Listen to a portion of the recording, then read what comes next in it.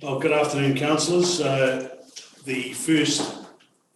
last meeting of 2020 for us. It's the ordinary council meeting of on the 10th of December. I'd like to start the meeting and like to start off with the karakia, which I'll actually do. It's the last meeting. Lord, release the joy in us that's been crushed by the pride, wrong priorities or world events. Tear down the strongholds that have held us captive far too long. Extinguish the flames of apprehension that rob us of a calm, quiet spirit. Show us again the beauty of that holy night so many centuries ago. Watch over our Westland community and help keep our whānau safe over this Christmas and New Year time of celebration.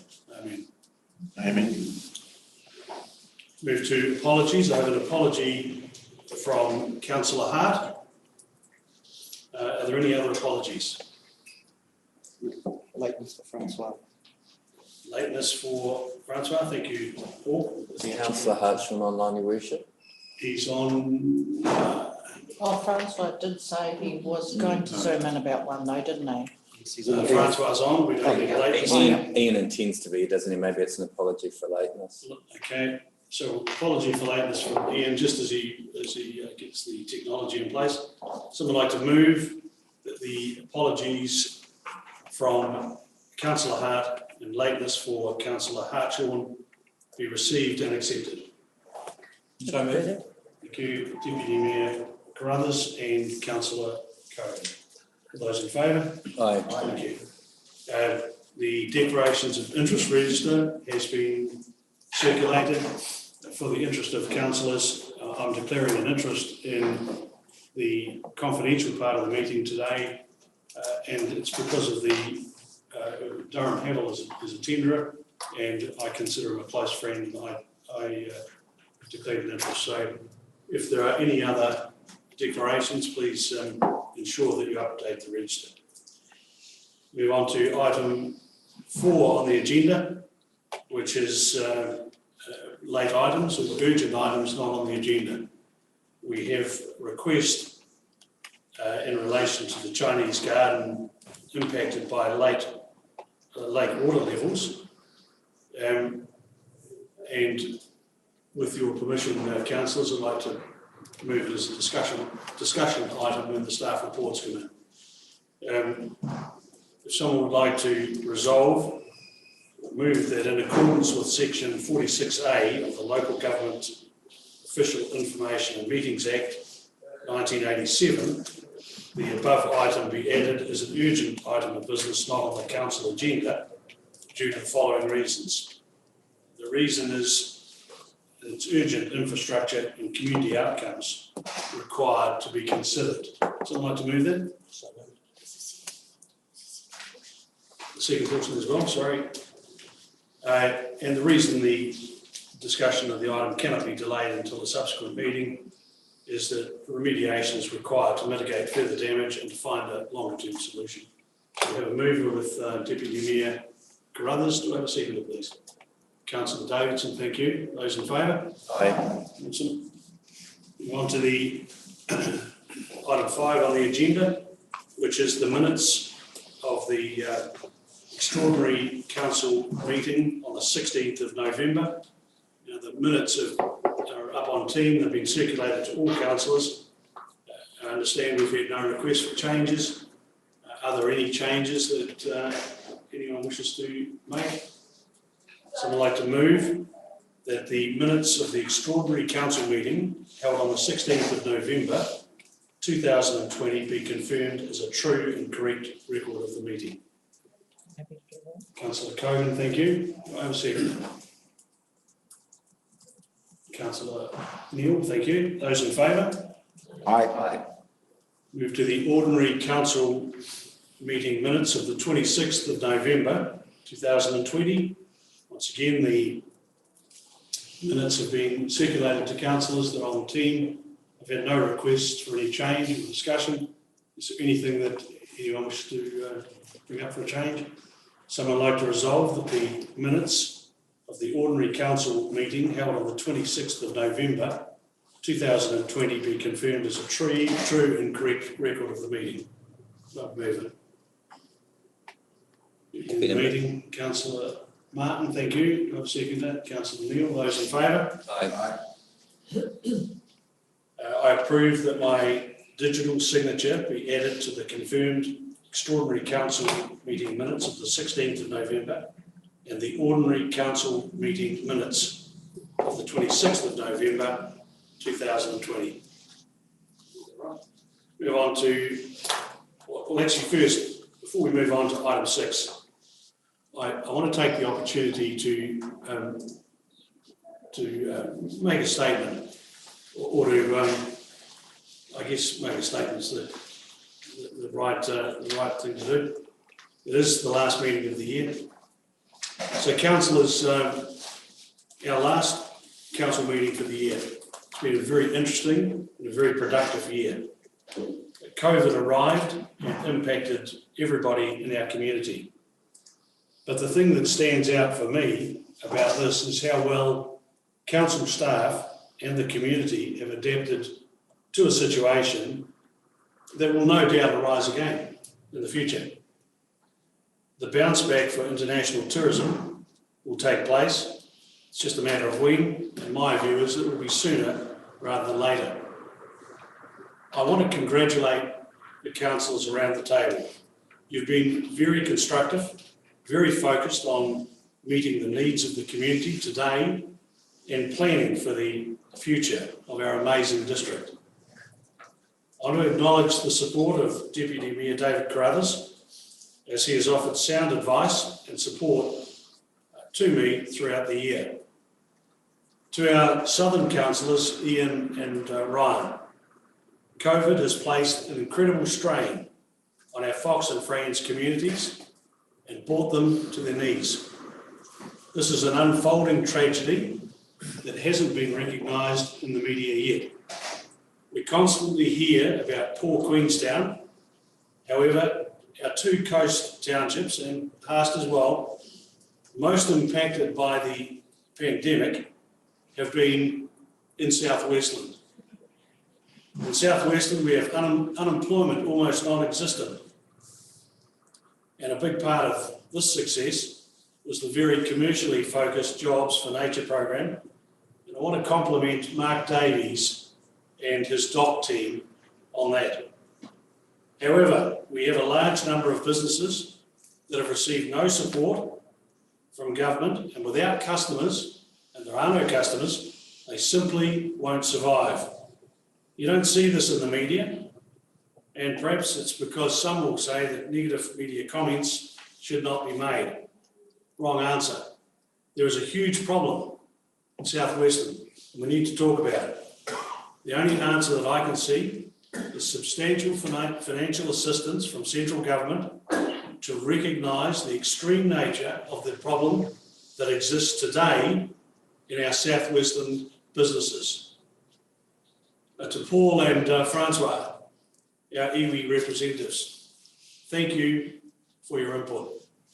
You've brought to the table perspectives and connections and helped us to understand better the processes we need to follow to recognise the Treaty of Waitangi is indeed a partnership. Putting iwi around the table has been one of the best and most beneficial moves that this council has made in several years. To the councillors that have picked up individual responsibilities, and I refer particularly to Tanka with the Cycleway Committee, thank you for your focus on those things that needed to be cleaned up from the past, handling the day-to-day business of this incredible asset, and the planning for the future. It's really appreciated. To Jane, Lathan, Jenny, Anna, your input at every council meeting is appreciated. It's always sound, it's constructive, and while we don't always agree, when we leave this building, we present a united front. And from an organisational point of view, that's just fantastic. To our Chief Executive, Simon, you've performed incredibly well, in a year of daily change. Every day it's been different. Your focus on dealing with the reality of COVID and the processes that were put in place have, in my view, been a model for the future for any district in New Zealand. That incredible focus of having your staff ensure that the COVID recovery funding came to Westland first was outstanding. We don't need to go into the amount of money that Westland has been granted. As you all know, it's in the tens of millions of dollars. And this funding will underpin our local economy for the next 2 years. Now, I can't miss Diane. Diane, your knowledge of the business of council is unsurpassed. And your support and tolerance of my questions and the way you provide confidential advice and direction to me in my role as mayor is really appreciated. So thank you very much. To Leslie, the finance team, you've held the purse strings really well. It's really hard to get into that purse. They say that any good business, if you can measure it, you can manage it. And we are blessed to be in a position where every month your finance team has supplied without failure professional financial reporting. And we as councillors, thank you, it's really appreciated. Fiona, thank you for the expert planning and regulatory functions that have with them the friction of regulatory requirement and the desire by elected representatives and applicants to just get things done. There's a real friction there. You have walked the tightrope very well, and your team needs to be complimented on the way consents were processed during COVID and since, and often you're out of the building. I'm hoping next year we'll see councillors involved on a workshop basis where you will all drive Westland input into the one district plan to allow the representatives that you have to provide feedback to that one district plan, and I'm hoping that Fiona will drive this. To Louis, you raised the bar in operations, you really have. And your calm handling of a doubling in the revenue income and expenditure in the operations section and your ability to create a team environment has been outstanding. Much of the background information needed to ensure that our COVID funding was successful came from your team. Your project planning and implementation has been something that has been noticed, not just in council and by your councillors, but with external agencies. Thank you. TC, amazing job. So many different functions that you control. Always quiet, always in the background. Always a very firm but facts-based approach to often sensitive matters, and you've handled them brilliantly. Thank you. We're lucky to have you in our team in Westland. I want to make a special mention for one person who's not in the building here, or not in the room. That's Petra, our rating officer. It takes personality to be able to deal with the legislation that governs the Rating Act, the financial stress that COVID has brought to many in our community, and the requirements to ensure that our rating revenue as a council continues to flow. It's been brilliant. And Petra has performed incredibly well in what can only be described as the most difficult job in this building. To the compliance team, fly dumping, people building without permits, some ignoring the requirements for consents. You also walk the tightrope between common sense and regulation. And I congratulate you on the way that you've handled many situations in a firm and fair manner. For me, next year brings excitement and challenge. It's a great time to be a mayor in this amazing district. To our partners, thank you for your support. Ngāti Waewae, Kawhio, where would we be without you? To the Department of Conservation, thank you. NZTA, significant partner with many things that we do. Development West Coast. Our fellow councils, you'll see that the link between Westland, Grey and Buller continues to strengthen. We really are working together. And our business community, is well and truly behind us. There's $50 million worth of projects underway in Westland at the present time, and it's going to help underpin our economy for the next couple of years. We're working on the racecourse land, the museum enhancement, the shifting of the landfill at Fox and the tenders we let today, extension of Butler's landfill, upgraded swimming pool, planning and repairs to the council building, extension of the Hokitika International Airport Terminal. Yeah. The move to upgrade the Mountain Jade building and shifting the library function to it. A major township development plan. Making progress on planning for Hokitika wastewater upgrade. And there's much, much more. We move into next year and council's in a very, very sound financial position. And I congratulate you on that. And finally, I want to offer my support to the West Coast Regional Council. Now, it's clear to me that the costs that are coming down from government are going to create a rating crisis for this council. And I intend to ensure that they have our support.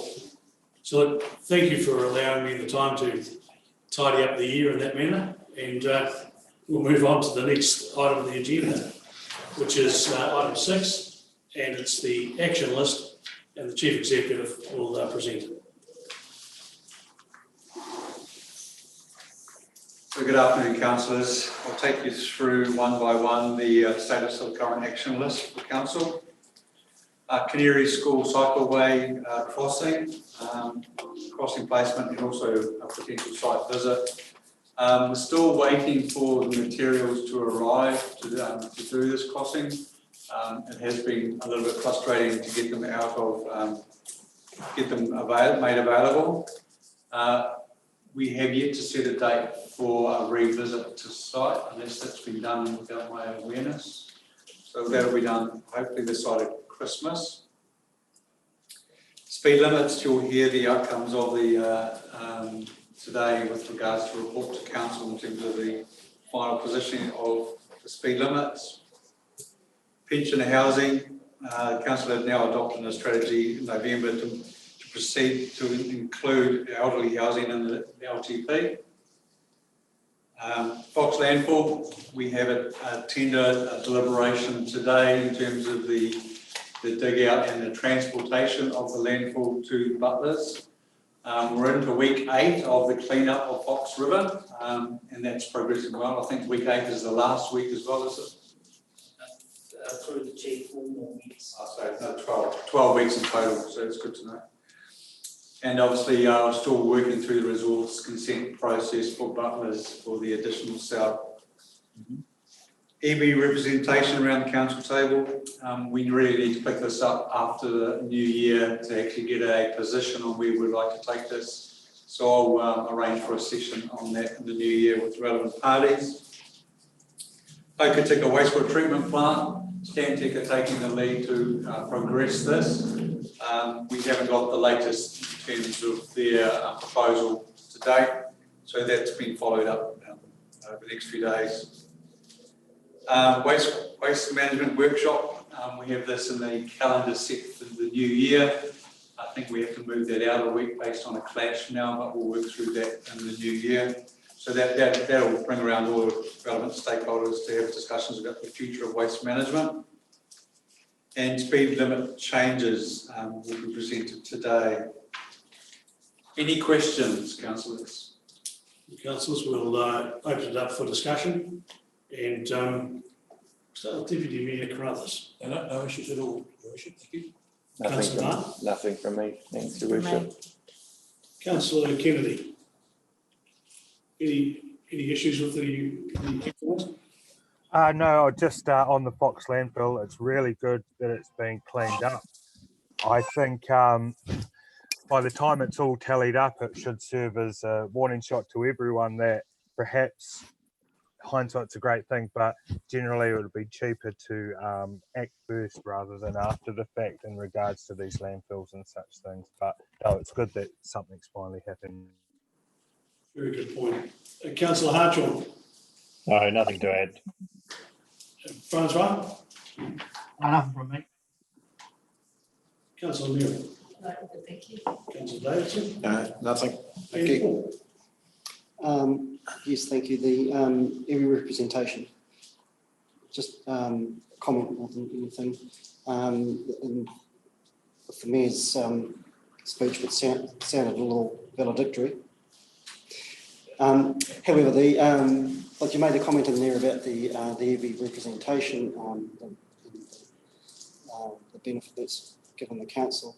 On behalf of Potini Ngaito, I can say that it's reciprocal, and that we very much appreciate the move the council made in opening up these positions. It's given us a voice where it counts, and even though we don't have a vote, but Westland is really a model for New Zealand in its approach to treaty relationships at a local government level, and I think that should be recognised. It's all very well for people to throw stones, but credit where credit's due. I think Westland has done an outstanding job in that, and as I've said before, it's shamed the other councils into doing the same thing on the West Coast. But outside the West Coast, I don't think it's well known at all that there's a harmonious relationship between the treaty partners and the local government. Instead, we read about the troubles they have up the North Island. They try this, and it fails for every time it's failed. They should look to Taipoti. So, thank you. Thank you, Paul. I think it's councils are quite humbling in many ways. Thank you.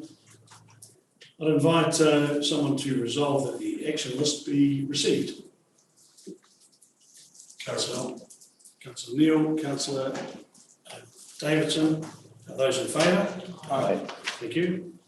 Move on to the next item on the agenda, which is the West Roads presentation, and it's great to see Peter and Graham Kelly here. Welcome, and the floor is yours.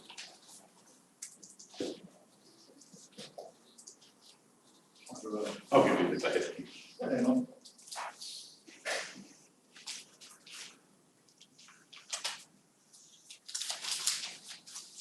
Well, thank you, councillors, for having us here. We're sort of here at the request of His Worship the Mayor to give a very similar presentation to one we actually did recently to our team on celebrating 25 years of West Roads.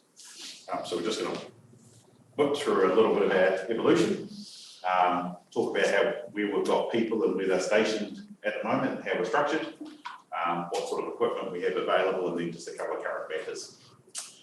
So we'll start with just how West Roads evolved. I'll just look through this quickly, but originally there was Westland District Council had a private works company. It was called Westland District Roading Limited. I was one of the directors along with Peter Kerr and Durham Havel and Jack Regan. And it was really just to handle some private works that council were doing. So in those days, council couldn't do any private work, so we had a separate company that used the council staff and did the private works. That moved on, and on the 1st of January 1995, West Roads was established as a separate company. There was a 1.4 million investment by council. That was the value of the equipment and stuff that was moved over, and there was 32 staff. That was sort of done because at that time, in order to bid for the likes of the roading contract, you had to be a separate company, not part of the council. What's happened since then? So we've got the commencing on 1 January 95. In 97, we purchased Central Western Services. Now that was the Grey District Council's company, the same as West Roads, but they decided to get rid of theirs at that point in time, and we acquired it. Worst mistake they ever made, I think, wasn't It was a good buy for West Roads at the time. By the time we actually took it over, I think we ended up with almost half our purchase price in cash in the bank that come out. So yeah, it was a good purchase at the time. it? Very good. Yep. 2001, Williams Road Metals, we acquired them. That was just a small operation, 3 people, but it was the start of what's our egg and crushing division. Through on to 2006, that's when we started to sort of win some major NZTA roading upgrades on the state highways. And then following from there, through to 2014, we purchased Trenching Dynamics in Christchurch. Trenching Dynamics does a lot, well, as the name says, trenching work, so putting infrastructure in underground. 2014, then 2015, was it? Yep, 2015. That's actually when we got involved and are a partner in the NOC contract. The NOC contract is the state highway. So that's when we've partnered there. We're originally from about Harry, what was that bridge, Graham? Wanganui River Bridge South.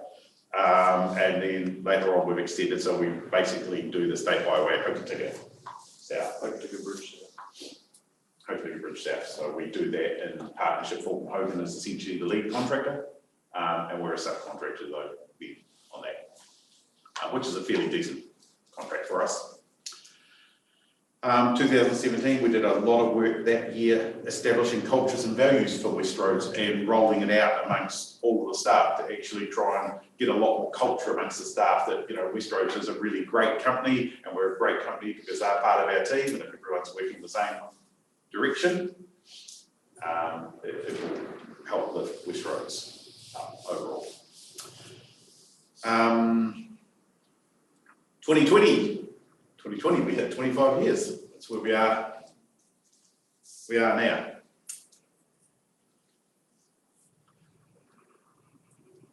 Oh, 2 clicks through.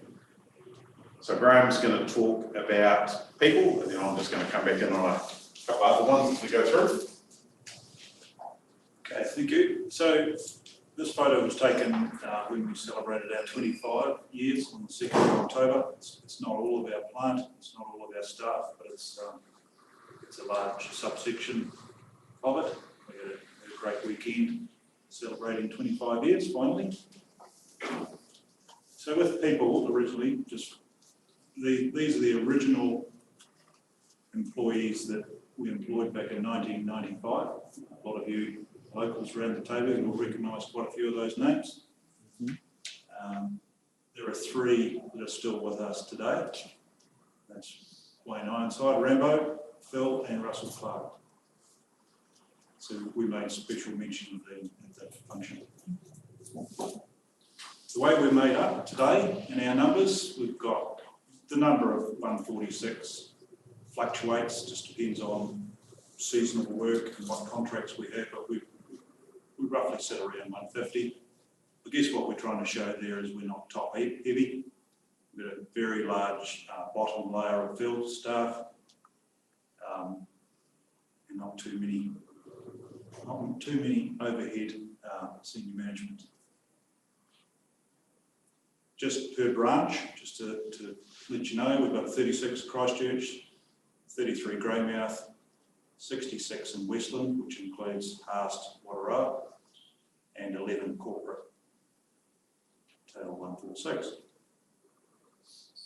Just to give you the history, because this is where this presentation came from, on the board of directors, Peter's already named the original directors, less Jack Renton, so they were the original West Roads directors. Original GM was Jacko from 1995 to 2005. The current board, we haven't had too many changes, but there's been quite a bit of change in the last couple of years, which has certainly changed my role. And they are Peter, Bryce Thompson, Ross Pickworth, who brings in a lot of,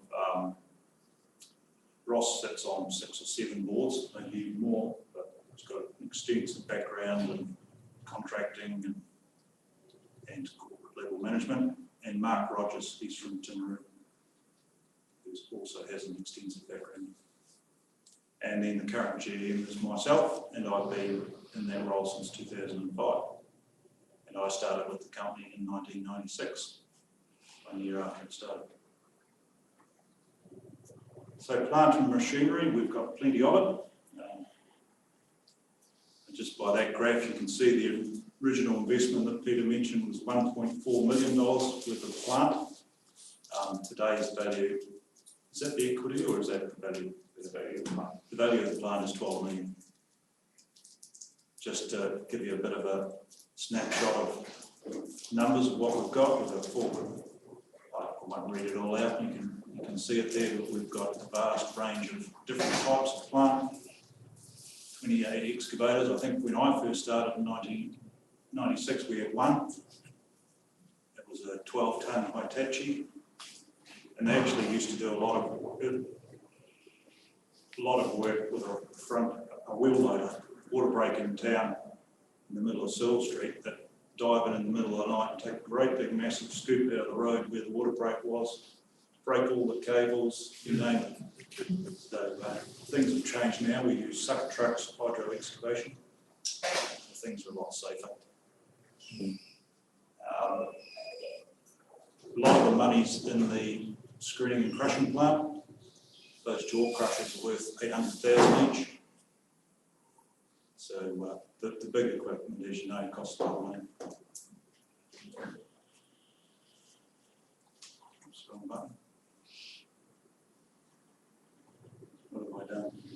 So just to give you an idea of some of the equipment we've got, we're not just all about being big or whatever. We've got a lot of specialist equipment. So the top left is a hot water blaster unit, which mainly works in Greymouth, cleaning up the streets and footpaths. The middle top is the hydro excavation unit. We've got two of those. So on the top right is one of the PE pipe welding machines. That machine joined all the pipes on the Western Milk job recently. Bottom left is a pipe bursting machine, so mainly in Christchurch, but we have used it on the coast. So instead of digging up old pipes now, sometimes if the pipe's still on a good grade, we can burst a new pipe through the middle of it, sort of reline it rather than digging up, so that saves a lot of restoration. Middle bottom is, you've probably seen that machine around, drilling in UFB cables up and down the coast. And bottom right's just one of our cycle maintenance trucks. This is where we've spent our money in the last 12 months for the calendar year.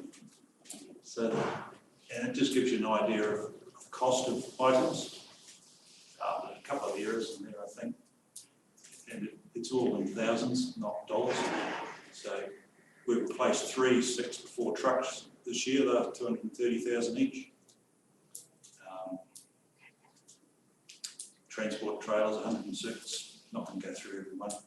You can read them. We have spent quite a bit of money in the last 2 years on additional growth plant items. We do subcontract out a lot of work, and we still will continue that. But we can make bigger margin if we do a lot of that work ourselves. So the money we've paid out in the last 3 years to subcontractors has been huge, mainly around the emergency work. We've now got the capability of doing some of that work ourselves. Top left is we've acquired that beast this year, so it's a 3 rows of 8 transporter. We relied on other contractors to take our equipment to site in the case of an emergency the last few years. Now we can get ourselves there quicker, and we're our own #1 priority. Top right is a new rock trailer. So we've got 2 rock trailers now. As you all know, there's a lot of rock work coming up. Bottom left is a couple of replacements for waste transfer we use between the transfer station and Butlers. And bottom right's just one of our 6x4 trucks. Current contracts, that photo's of a job we did in Christchurch earlier this year, putting new cables around the Christchurch runway, airport runway. So a majority of our work is out of the Western branch, a huge base of maintenance contracts. Roading maintenance is, Western District Roading Maintenance is our is our critical contract. It's our bread and butter. It's one we strive to perform well on. Utilities is important to us as well. Parks and Reserve, that seems to be a theme at the moment, so we'll discuss that later. Butlers, dock roads maintenance has now been absorbed by the NOC contract since this slide was written, but we've still got that work. The NOC contract has been our biggest contract in the last year and a half, mainly because of all the emergency works around Mount Hercules, Fox Hills, that sort of stuff.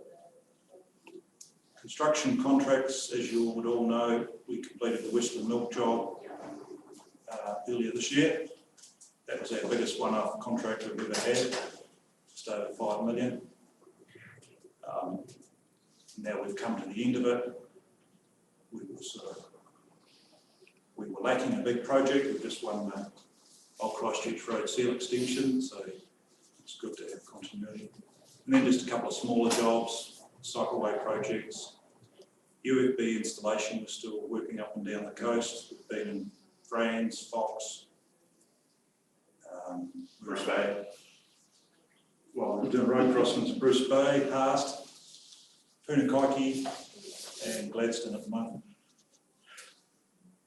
Old Christchurch Road seal extension, that couldn't have come at a better time. We had quite a hole in our workload for the last 3 or 4 months, and that's filled that gap. So that means that next year we've got a really large book of work to get our teeth into. And we're doing a small job for dock down on Cook Lake Road. Greymouth has a much smaller portfolio, mainly maintenance contracts, but the top 2 perform well and we get good feedback from them. We've also got our screening and crushing division. So as a part of that Old Christchurch Road job, I've got about $300,000 worth of gravel to screen and crush for that. So they're going to have a good year next year. Christchurch is quite different. We don't have any long-term maintenance contracts. It's contract by contract. We're under a bit of pressure in Christchurch at the moment. There was a slowdown in work big time at the end of the COVID period. No work coming out at all. We took a strategic decision early on to price very low and retain all of our employees.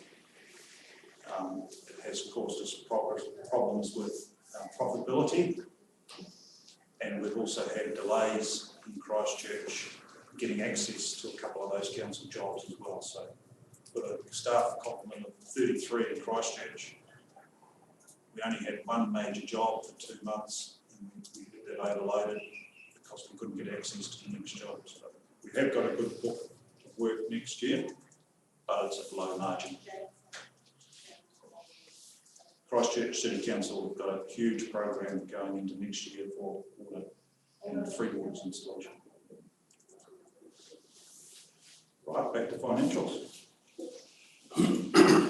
Just a couple of graphs just so you can get the trend there. So that one's just what our profit before tax has been over the years, or over the more recent years.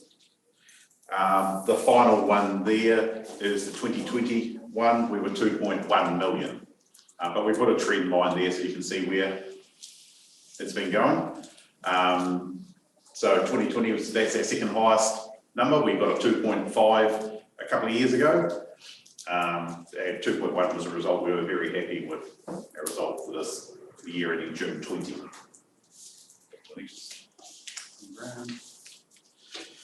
Just a quick slide, that's the same sort of story about the subventions and dividends going through to council over time. This year, the total was 600,000. That was made up of $280,000 worth of dividend. It was made up, there was 120,000 subvention to Western Holdings, and there was 200 subvention direct to Western District Council. We treat subventions pretty much the same as dividends and just call them distributions because they're just money that leaves us and goes to you guys. Just a different tax treatment. How we've grown over time.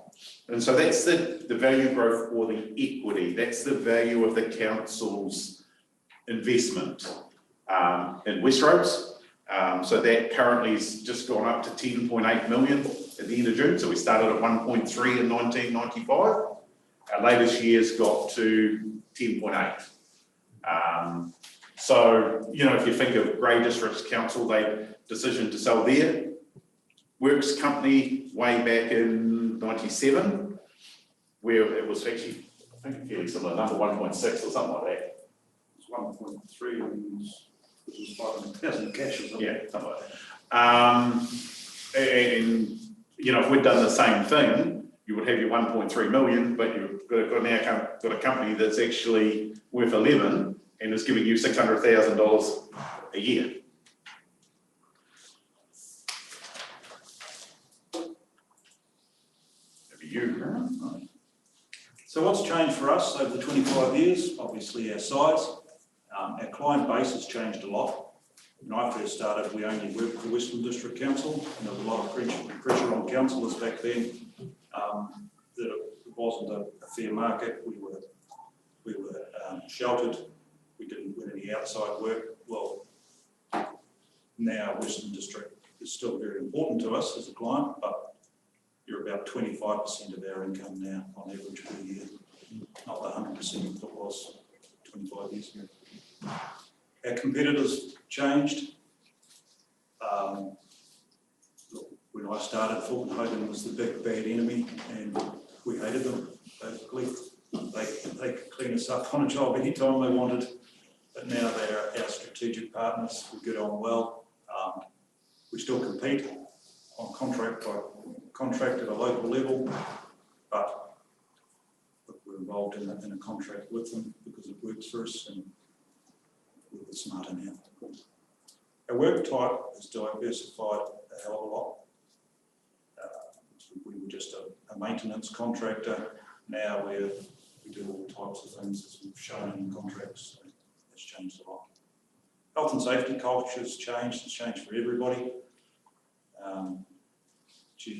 25 years ago, half our people didn't even wear safety vests or hard hats or anything, or earmuffs. Now it's just a different world. And the last one is our clients' requirements have changed for the same reasons on a health and safety basis. The Resource Management Act has changed the way we do things. The Employment Act has changed things for the better. We pay our people more. Fair enough. Sustainability plans is something that hasn't really hit Westland yet, but it's big time in Canterbury. It's coming your way. So when we tender for works in Christchurch, we have to have a sustainability plan around all sorts of things. Carbon emissions, recycling, and also what's the term? The wage, the living wage. Okay, so when we tender for the Christchurch City Council, we pay our people a living wage. If somebody tenders who imports the whole heap of people from overseas and pays less, they get marked down on their tenders. So Christchurch City Council are looking for only tenderers that pay the living wage. Reporting and programming, as you all know, that's changed.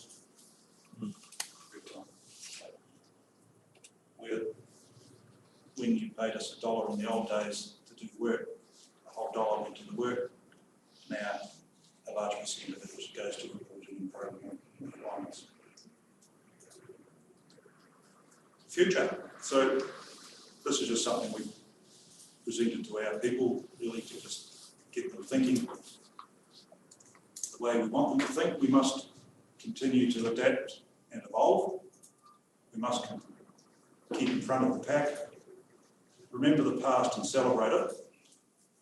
But as a company, we don't want to live in the past. We must diversify, innovate our work practices, deliver quality work to our clients, and strive to be cost effective on all jobs, or get left behind by our competitors.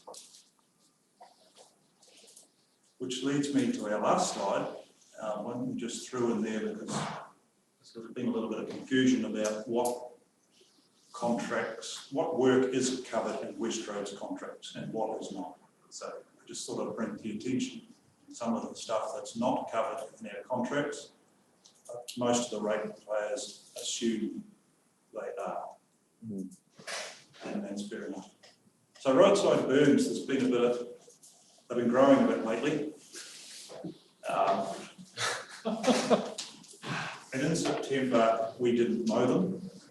We're blaming the weather. We only got 5 fine days that we could have mowed them.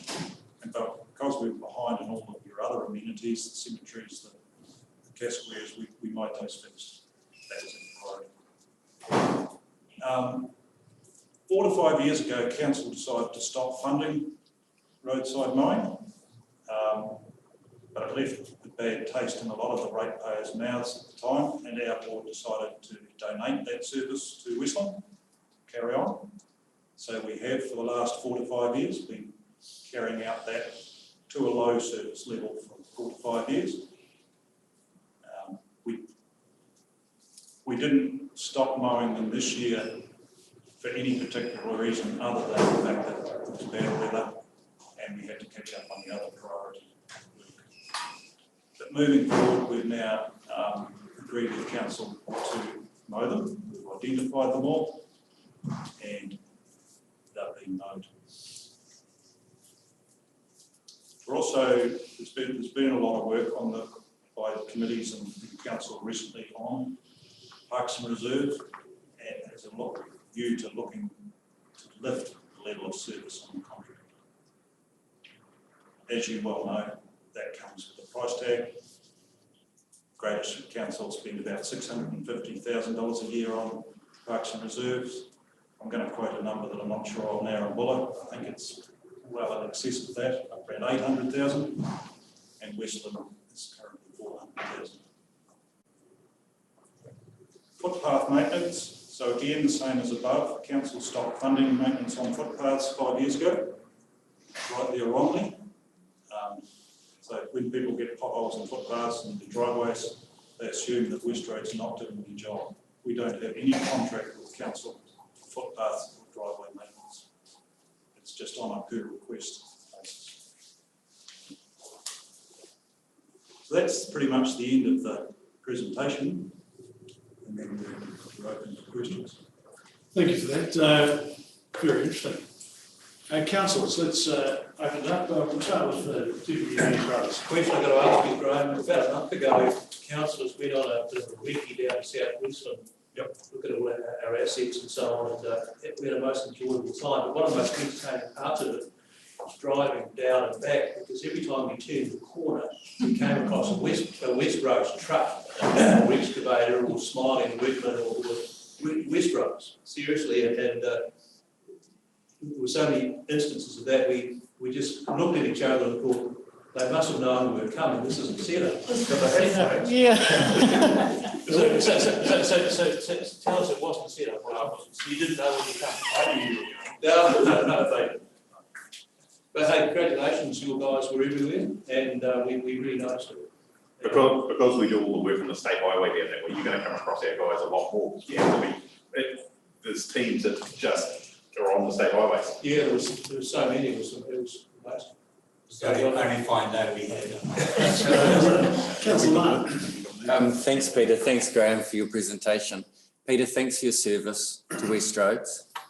25 years from the beginning to where it is now is commendable, and there's a lot of, leadership's lonely, and particularly in a small community. So thank you for your dedication and commitment to the role that you have brought over the years, and Graham the same. Great job. You covered off a lot of really important things, and it's really relevant. It'd be great to show that presentation to the whole community so they understand the benefit that Westroads provides. We often hear, you've highlighted some topical issues, but actually, generally, having a company of that size in our community makes such a difference in terms of employment levels, in terms of benefit to other businesses. It's fabulous. So aside from the direct benefits we get, there's all these flow-on benefits that I think people sometimes overlook. So Thanks for the update. Councillor Cogan. Thank you to you both. I mean, both of you, the longevity of service in both your roles, you know, says it all really. But it also tells me, you know, because I look at a lot of the people you currently now have working. I'm not just talking about my son either. But thanks for that. Interest register out. No, but I look at a lot, you've got some great workers now that are a part of your team as well. And I think that they're all, doing an outstanding job out there. And it was interesting. We did think it was a setup when we were driving south because it was literally every corner we turned at. You know, the growth of your business over the years, but also the return as a council-controlled organisation back to council and, you know, for our ratepayers, I think is absolutely fantastic. And the consistency around your continued growth, I think, is fabulous as well. It is beyond me why that contract was ever cancelled back in 2015. So I certainly look forward to working through some solutions so that we can maintain and get those services probably back up and running for all of our areas in the future. Francois. Just a couple of comments and a question. It's really good. I'm really impressed with the fact that we're paying a living wage as a minimum. So that's really good. Well done there. Also, I think it's important to get our heads into the sustainability area because that stuff's going to come at us left, right, and centre, just like health and safety in the future. So it's nice to know that that stuff's happening and we're in there thinking about it. So that's good too. The question I have is around, I guess, diversity at a board level and a senior management level. And what I mean by that is, what do we have? Do we have women at that level within the organisation? Only at the senior management level, where our chief financial officer is Tracy. We have how many do we have in the contract managers? We've got Donna. Workers. Yeah, and quite a few workers. We don't have any on the board. That's just, in fact, one of the difficulties we've faced is actually replacing the board. And so the two replacements we've had at the moment have actually come from Canterbury because we didn't have anyone available without conflicts on the West Coast to do the job. The board replacements is where we struggle, and there was particular skills that we were looking for, like that contracting, that practical on the ground contracting experience. Which is what the skill we needed at the board level at that time. Good. That's good to hear too, because we'd hate to fall into the old stale male space going forward. And then secondly, I guess in terms of diversity as well, is there any Māori at the senior levels and on the board?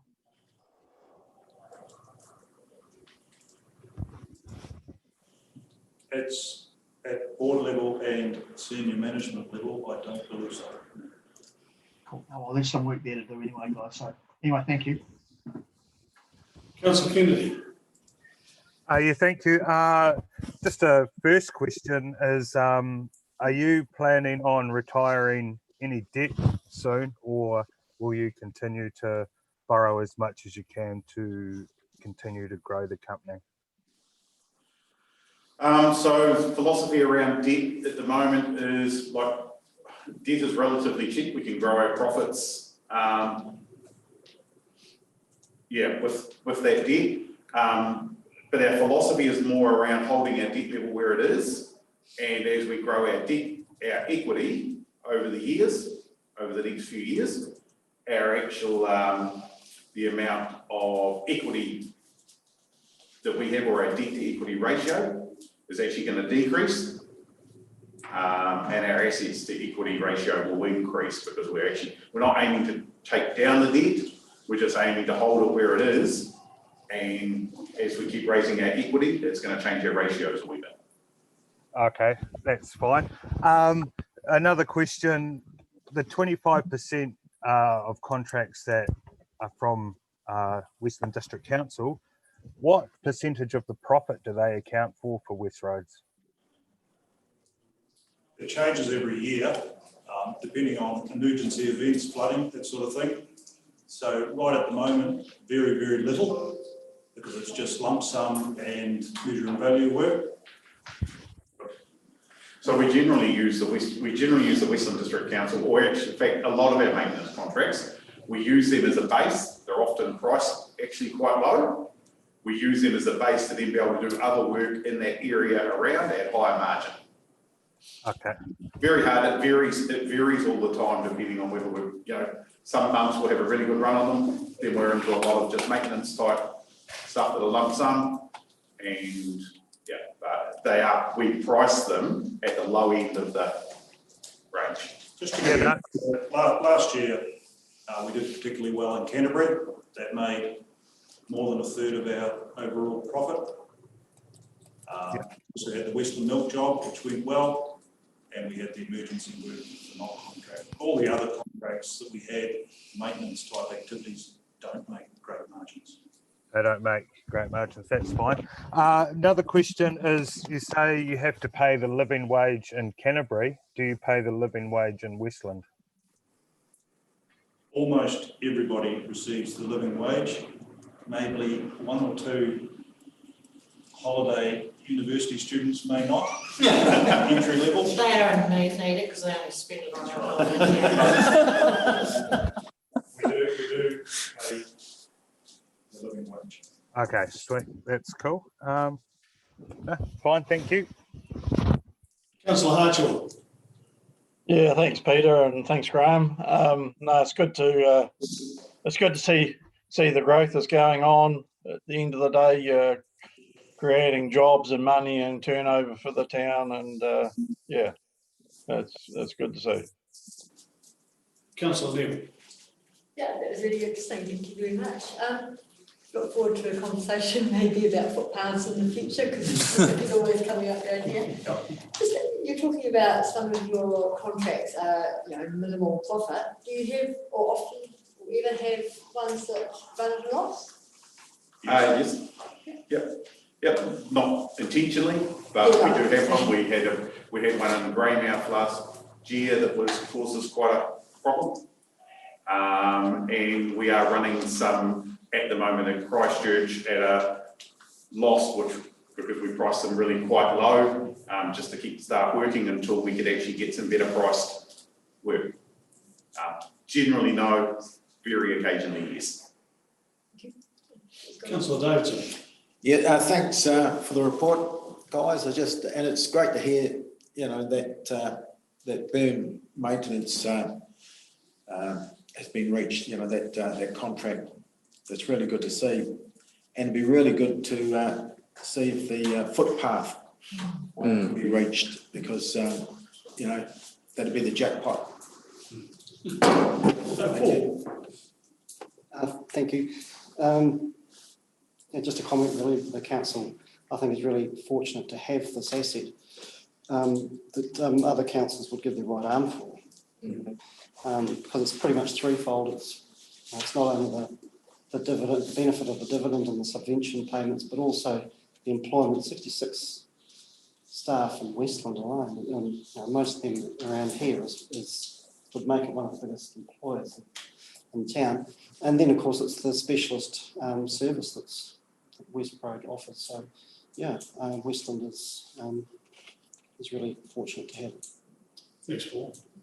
Look, in wrapping it up, I want to congratulate the Board of West Roads, and it proves the value of consistency on 25 years of successful performance. You started on the 1st of January 1995, and this council put in $1.4 million worth of plant. Some of it was a bit dodgy as well. And today, here we are in 2020, and if you took a reasonable PE basis for evaluation, if someone offered 15 million, we'd have to say no. So it's incredible the increase in value that you've created. I read some letters to the newspaper in 1995, 96, and they were just like what we experience today, with just different writers. As they agonised over their decision to place the Works Department of Council into a company.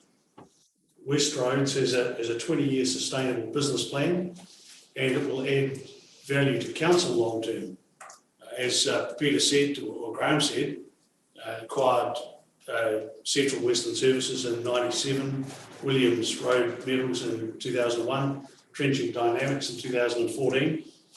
And in 1997, West Roads produced a rate of return 24.8%.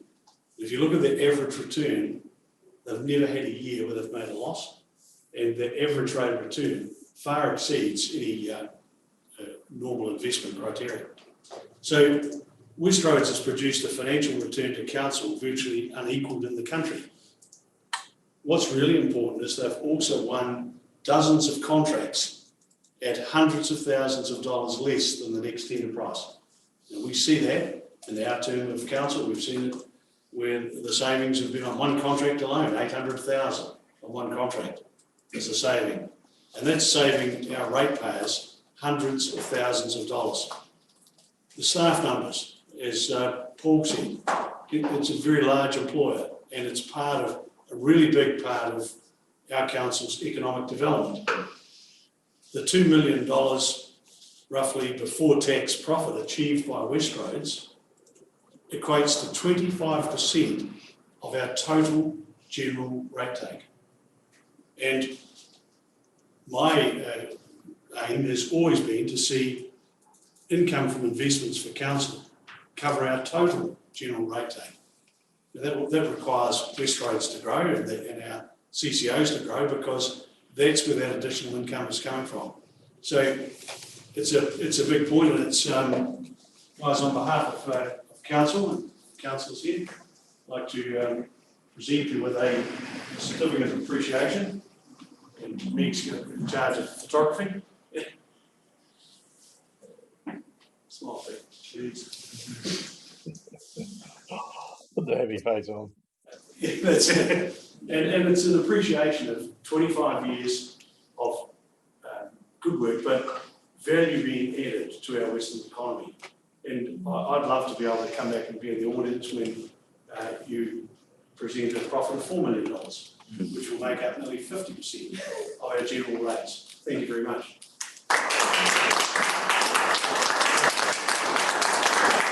Thank you. Actually, Pete, just before you leave, just out of curiosity, because you guys have been there for a long length of time, what did you anticipate back then your vision would be in 25 years from back then? What, I mean. It was, yeah, well, starting off, it was survive, because the whole climate was changing in terms of how we had to do contracts. We had to competitively tender instead of being awards. So initially it was survive, then we were largely locally focused, and so we didn't actually have that plan. We thought about moving further afield, but to be honest, there was enough to do in our own area. Diversification started being thought about maybe 5, 6 years before we actually did it. Going, hey, look, maybe we need to be over the hill, because sometimes our weather can be shit and theirs will be good. And so you can have periods like that, so they help balance us. And just, in fact, to bring a bit of different skills into West Roads, which is actually what the TD for, was a bunch of different skills that have helped us over this side as well. Oh, thank you. Okay. Thank you very much, gentlemen, and we'll look forward to the next reports, as we always do. I'll invite a councillor to resolve that the presentation from Peter Cuff and Graham Kelly, West Roads, be received. Councillor Cogan, will I have a seconder? Yep. Councillor Hartshorn, thank you. Those in favour? Aye. That was very impressive, very, very impressive. Move on to item 8 of the agenda, and it's the staff reports. The first staff report is Gillespie's Beach Miners Cemetery. It's on pages 7 to 11 of your agenda. and invite Louis to come up and present the report.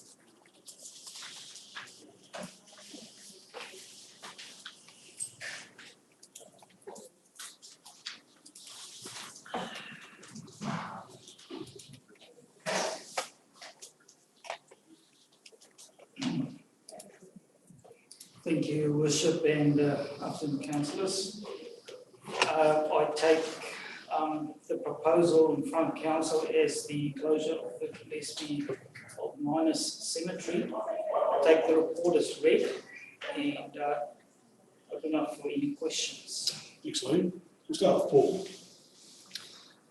Thank you. It makes perfect sense to me to close it after all this time. However, where it says that public consultation is not considered necessary, I just wonder if we ought, as a courtesy, to consult with the Williams and the Sullivans.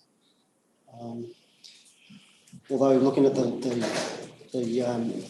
list of the names that are of people interred there, there doesn't seem to be any direct descendants of them, but I'm aware that not so many years ago the Williams family had a reunion and Cardinal Williams was there and they went to that cemetery. So there's a connection there, and I think as a courtesy we should be talking to them.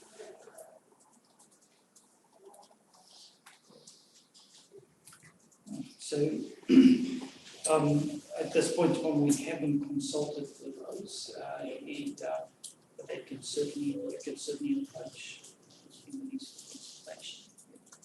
Thanks, Luke. Because they are, when they're Pioneer families. pioneer families and they still live just up the road. Yeah. From that. Councillor Davidson. No, nothing. Councillor Neal. Yeah, good point, Paul. And yeah, can you give us a report, thank you. Councillor Hartwell. No, nothing to add, Your Worship. Councillor Kennedy. Just one thing, have we spoken to Doc about maintaining the joint yet, Louis? Yes, correct. And they're going to maintain it? Yes, so part of the closure of the cemetery means that it actually gets reinvested back to Crown as Crown land, but it is surrounded by dock land on all four sides of the cemetery boundaries. So the recommendations that dock then takes over and continue to maintain. No, that's fine. And I'd like to, just what Paul said, I think it's important to talk to those families there. Cool. Thanks, Councillor Kennedy. Francois. No, Ryan asked my question. I'm happy, thank you. Thank you. Councillor Hartwell. Yes, I've already spoken to me. Yep. Did we? Yes. Good.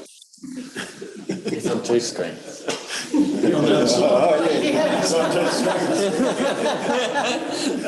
Councillor Hogan. One of the questions actually was asked by Ryan. Thank you very much around that, because I think it's most important, even if we are handing these on, that we ensure when we hand these assets on that they are still maintained, you know. Right. And I also agree around, and I'm not even sure if it's just restricted to just the Williamses and the Sullivans down there. The Fox community is actually quite a tight-knit little community. So, it would probably be, I would have thought, quite fitting that it was just notified and, to the general community down there that's the closure, but that they have, that they know that there is something in place with DOC, confirmed for ongoing maintenance and care of the area, which I assume would still allow it to be a public area for people to go and visit. Correct. Yes, yeah. So, I just think maybe if we could extend it more to the community, to engage with the community. So, through Your Worship, just to clarify, councillors, we're still intending to close. You're just asking us to consult with community. Yeah, In what regards? well, it's just to notify them Courtesy, that, yes. yeah, as a courtesy that it is going Yeah. to be closing, but that we Yes. have ensured that we've had discussions with DOC and that there will be ongoing Maintained, yeah. maintenance. Yeah. Councillor Martin. Thanks, Your Worship. Just a point around this maintenance, this annual maintenance. I thought council was obliged to maintain closed cemeteries. So council have not maintained the cemetery actually to date. And the requirement and the reason is that it is actually surrounded by dockland. So they've just done it by way of Yeah, being so in this that is area formalising- anyway. That's formalising and actually put the property correctly in control of who's actually been maintaining it. Because $1,000 seems nominal and quite cheap, I would have thought. I think where this recommendation, this report, which is quite straightforward, but it's ahead of the LTP, is actually putting in funding for other cemeteries that may be closed or proposed to be closed to ensure they are, mown and, regularly and sprayed if needed. Because that photo, looks like they're doing a good job of maintenance. Yeah. It probably doesn't look like the same for all of our closed cemeteries. So we just bear that in mind that we need to keep, funding these things. Deputy Mayor Krause. Okay, would invite a councillor to move that A, council receive the report, and B, that subject to approval from the Department of Conservation, council approve staff initiating the process for closure of the Gillespie's Beach Miners Cemetery with the Minister of Health as prescribed in Part 6, Section 41 of the Burials and Cremations Act of 1964. And could I have a move? Councillor Cogan, do I have a second? Councillor Neal. All those in favour, please. Aye. Thank you. Motion is carried. Move on to the schedule of meetings, which is for 2021. Thanks, Lou. Pages 12 to 15 of your agenda. Yes, so good afternoon again, councillors. This is just to confirm the schedule of meetings for the 2021. There's one variation to this schedule, which we're proposing to cancel a January council meeting. It's fair to say that there's a lot of work within council right now, particularly with the long-term plan and budgeting process.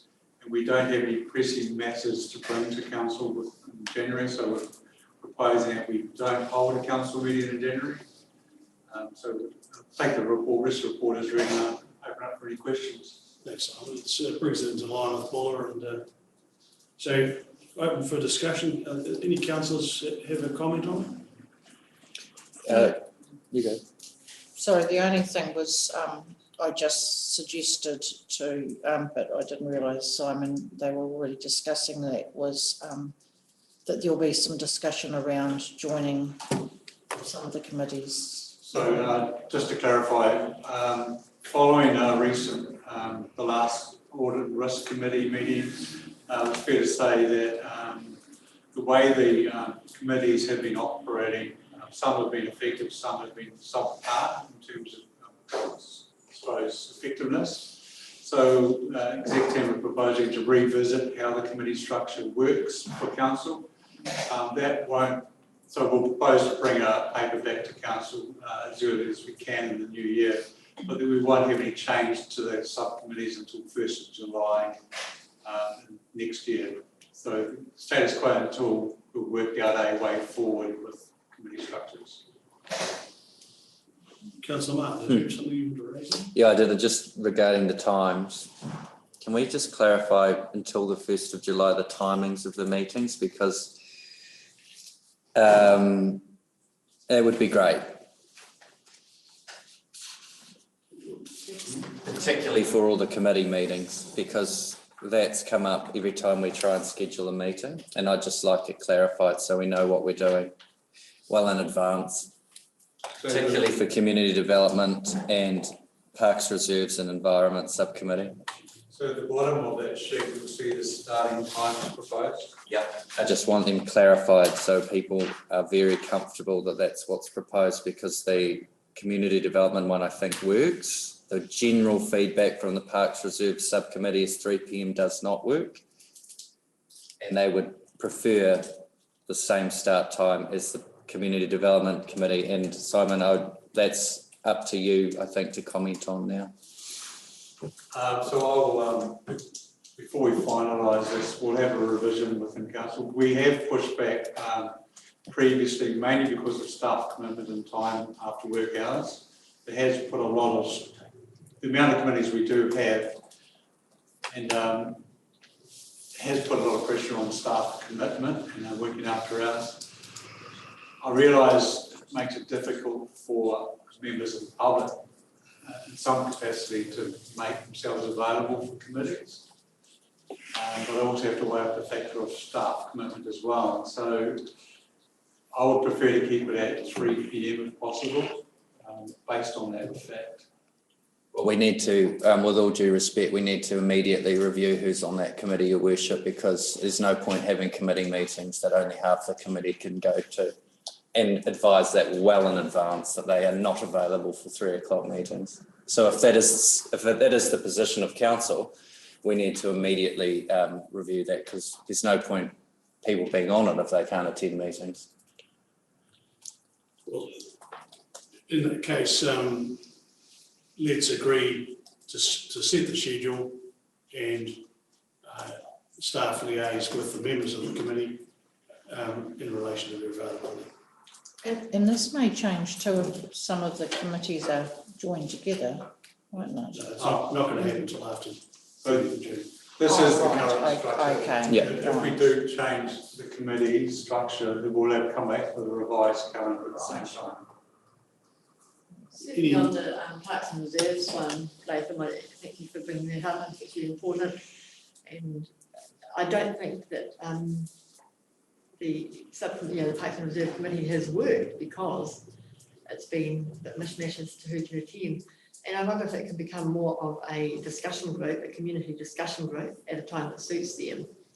And then it gets fed back to staff. Do we need such a large staff presence at that point? Just a point of note is, based on the current schedule, there's only one forecast meeting for that committee within the first 6 months of next year. So we could possibly review that timing just around that one meeting. Which possibly isn't enough meetings, you know, like to really get the discussion happening in the community. If we want community input, once in the next 6 months isn't enough. That's based on the current terms of reference. I think you're all raising really valid points, and I guess going back to that, when we first proposed the committee structure and we talked about the fact that it would increase the staff workload, we would need more staff, additional staff, and councillors willingly said, yes, let's pursue the committee structure, let's support the CE's recommendation to do it.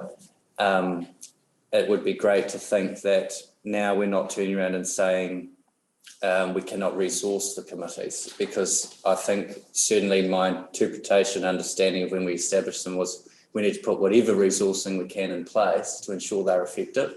And I think a review of committees will be skewed, particularly for committees that haven't been able to function, for cancelled meetings or for members being unable to attend because of timing, to then say, well, it's probably easier just to cancel that committee because it hasn't achieved anything.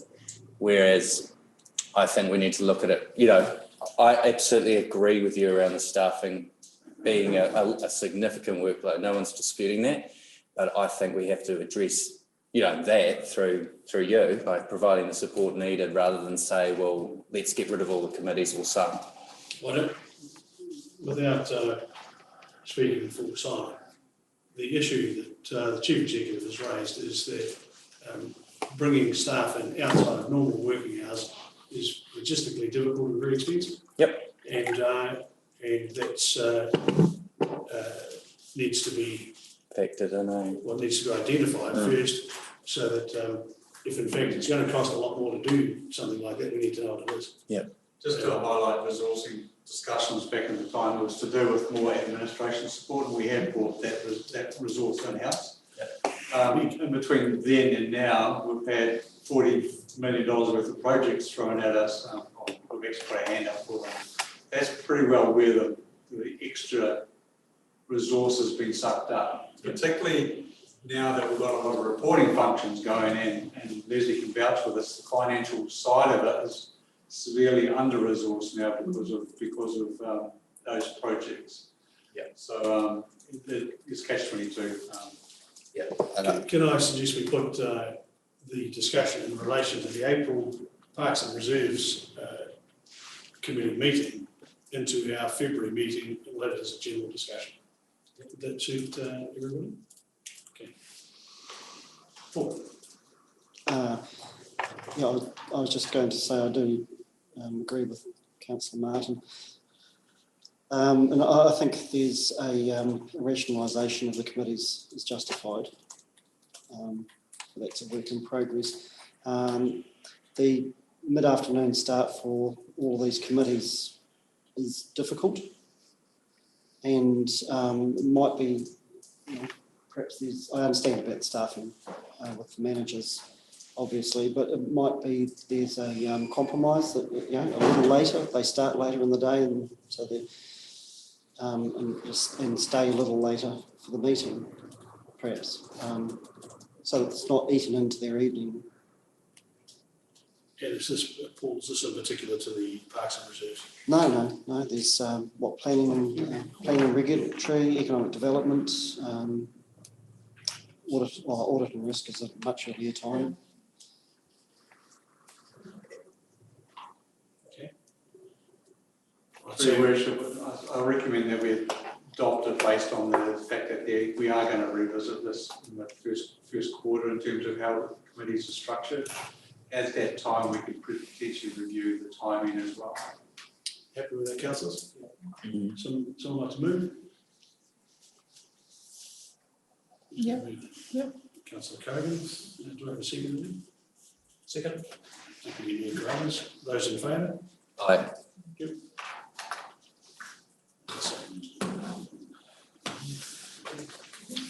Next item on the agenda is the review of the Western District Council speed limits register. It's on pages 16 to 33 of your agenda.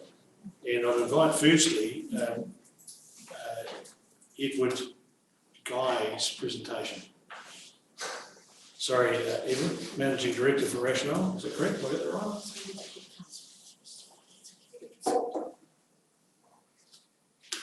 Jump the gun there, don't I? Can I first ask whether that's going to impact on this discussion?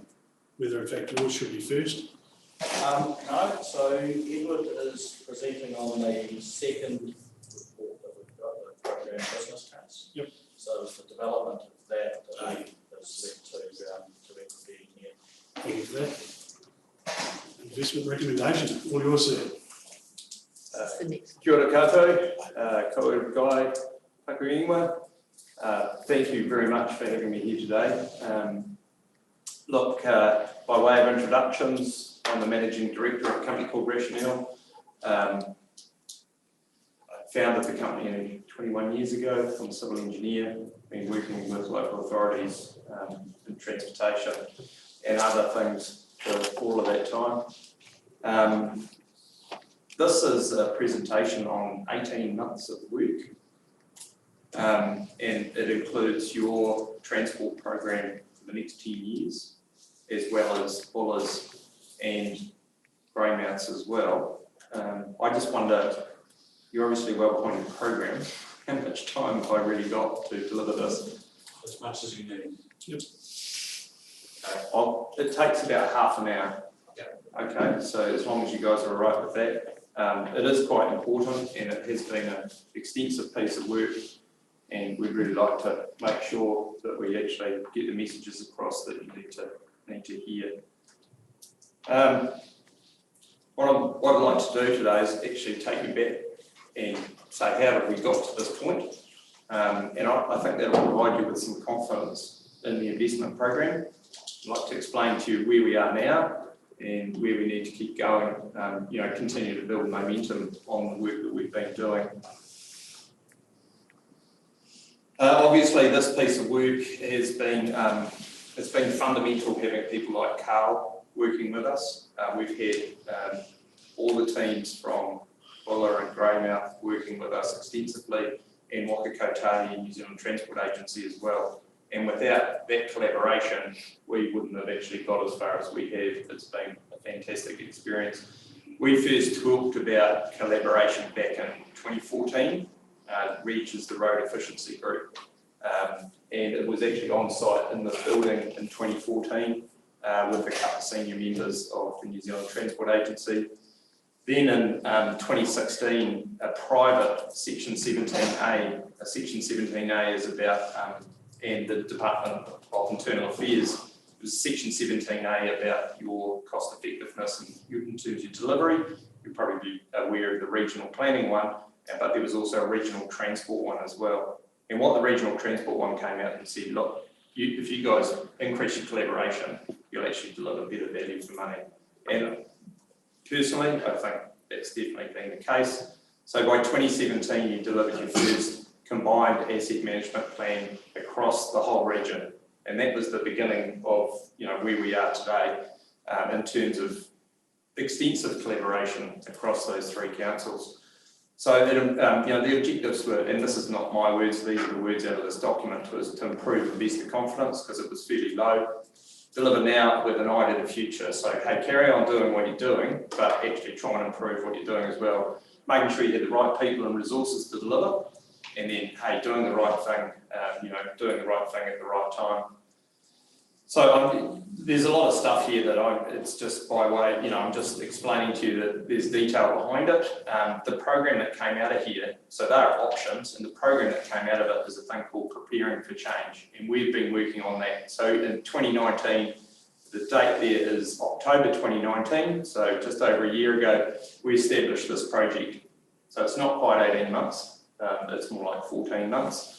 But obviously it probably took a bit of time to get this establishment report completed. So in our company, we believe in establishing projects, putting the effort up front, planning prior to make sure that we actually really get the job done. Look, again, this is a complex diagram, but this is actually set out a piece of work that we're now down right at the bottom in the green boxes, right at the bottom. We've worked through that whole program, and there are work streams running vertically. It's asset management, data and programming. I can't actually read it from here, I'm just doing it off from what I remember.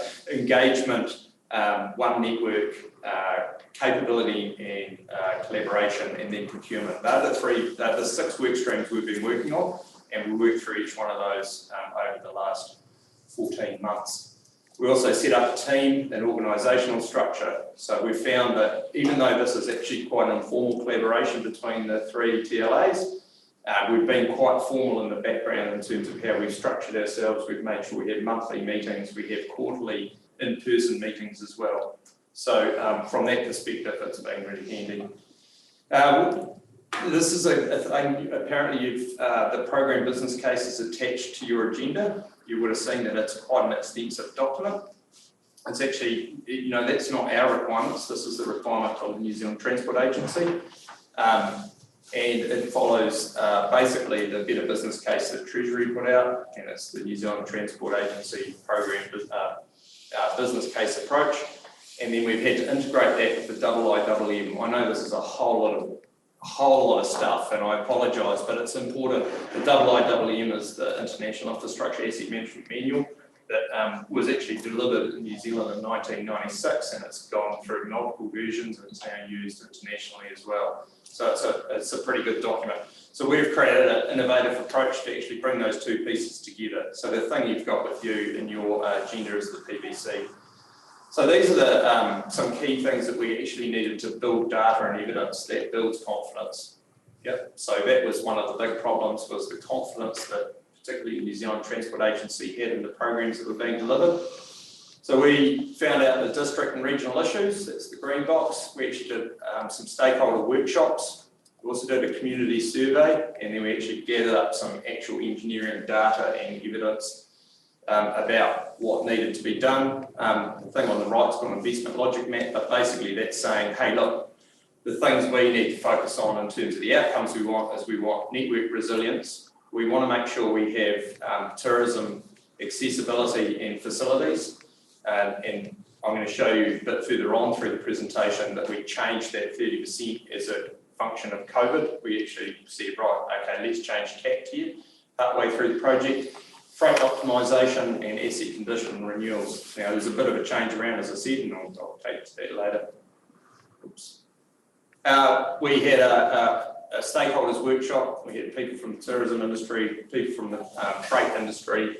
We had emergency services. We had other interested parties. It was a pretty interesting experience. We held that in the Regional Council building on the 14th of October, and basically there wasn't a lot going on. They beat us up about the state highway, even though we were looking at the local roads.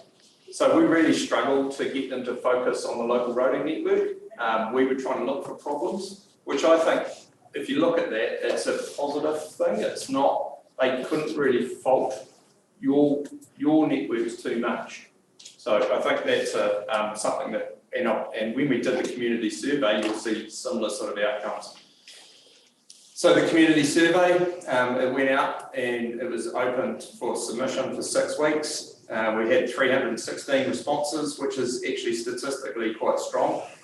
That's actually quite a lot of people actually filled out that, and it was a reasonable number of things in it. What do you think works well on the West Coast? And here again, this is probably why our actual stakeholders workshop didn't actually say too much. People said roads are in good condition and well maintained. So I think take your head off, and that's a pretty statistically strong answer. I can't remember prompt response and maintenance. So, well done, West Roads. They're obviously doing well as well. So, but then the third one, there's nothing good about it. So there is a few detractors out there that you may want to. I think there was nothing to say. No, I get that. We found that quite funny actually, that 15% of people said there's nothing good about it. But hey, you're going to get that, but it sounds like a pretty good West Coast answer if you ask me. And then, hey, what do you feel doesn't work well? And there's safety concerns. So we have got some evidence to suggest that safety is deteriorating. There's personal risk. But it's in saying that you don't have a lot of deaths and serious injuries on the local roading network. So, but there is some evidence to suggest that we need to probably work a bit more on that. And then the flip side is people think that the roads are in poor condition as well, and then poor contract management. So it's a bit polarised. Some people think you're doing really good, and then some people think you're not doing so good. But I think from the previous slide, 25% of people think the roads are in good condition. So hats off to you guys. And then there was these are little points, so we could actually work out where people lived, and in Greymouth and Hokitika, the biggest thing was footpaths, which was interesting, listening to the fact that you'd stopped maintaining them. So that was one of the things that really stood out. But apart from that, we had some other messages, and what we could do is we could bundle up some of these things, and we had 105 different projects that we wanted to analyse from some of this work, the stakeholder work as well. So I'll get onto that a bit later. One of the key pieces of work, and where a lot of effort was put into, was some work by Becker. They were contracted to look at your pavements and understand more about the life cycle of your pavements. Are you doing the right amount of renewals? Are you doing the right amount of resurfacing? And the other piece of work that was important was from WSP on the bridges. Both things, you have deteriorating pavement. I'm talking generally speaking across the region.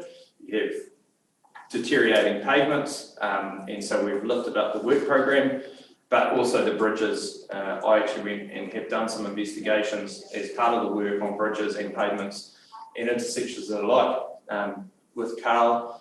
And look, there is some problems out there that you guys need to address. And then we also did some capital investigations. As I said, we did 105 projects that we looked at, we analysed them, and then we whittled them down. I'll get onto that a bit later on. So what happened with COVID?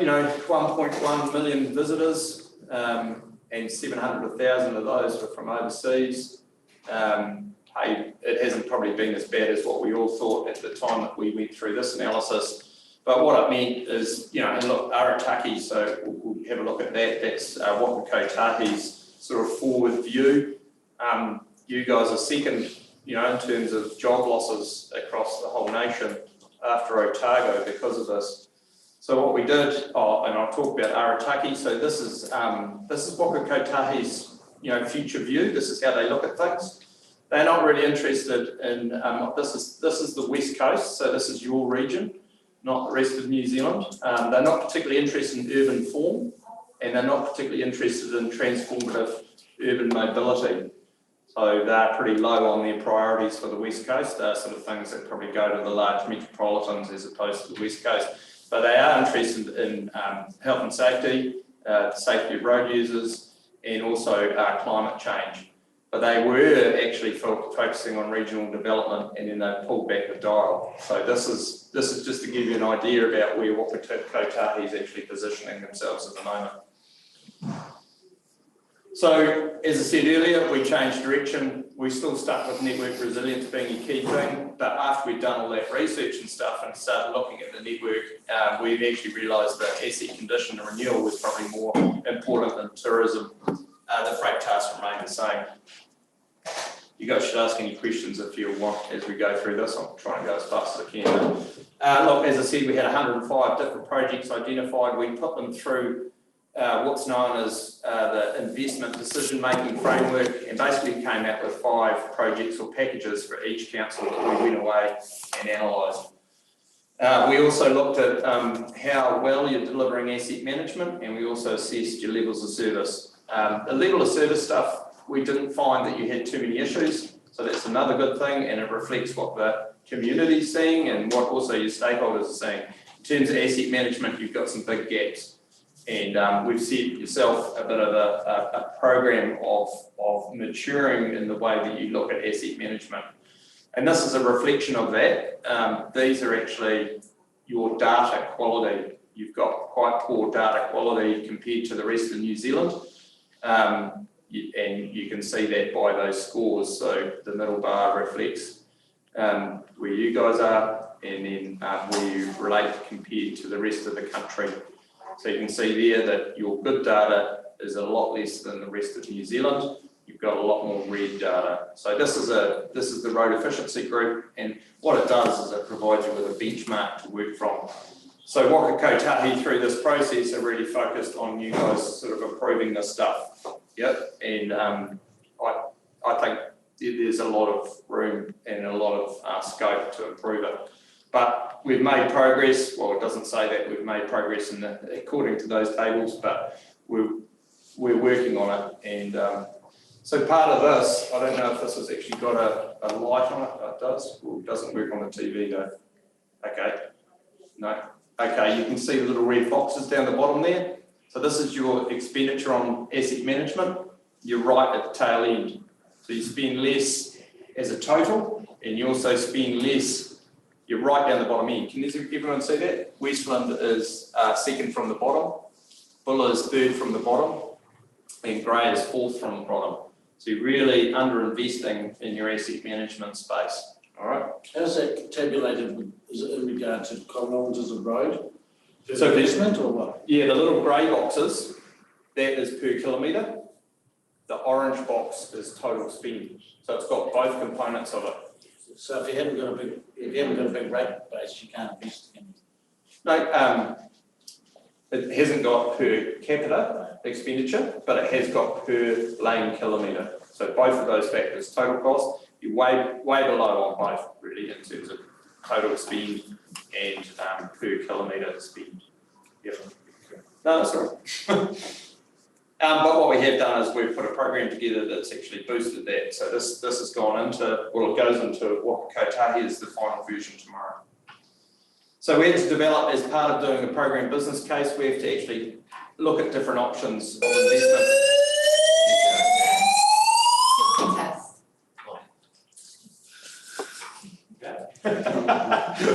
No one moved.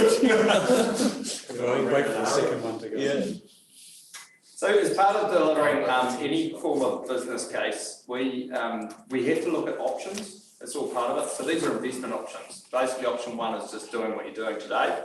Option 2 is optimise. So we actually had discussions with each council manager, to look at different investment models. And then option 3, which is the one we've actually gone with, is about preserving your assets.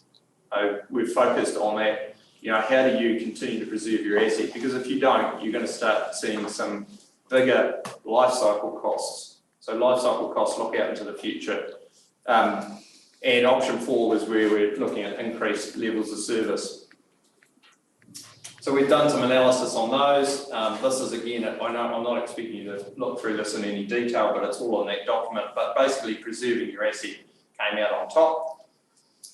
These are the total costs for each TLA. So I suppose the good thing is by doing this collaboratively, you get a peek in to see what happens with each of the other TLAs and how much they're proposing to spend. And you can see there option 3. So option 1 is what you're currently spending today. So you'll be interested in this. Option 2 is a little bit of improvement based on conversations with the likes of Carl. And then option 3 is the one that's our preferred option. And that's about preserving our asset. So I'm going to give you, basically what we're suggesting is you invest more in asset management, you invest more in your bridges, and you invest more in your pavements. Yep.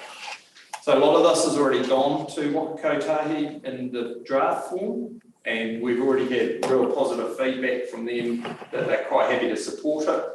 And yesterday we presented to the Regional Transport Committee, and there was some positivity from Jim Harlan and Pete Connors from Waka Kotahi as well, going, if it's evidence-based, we're likely to support it.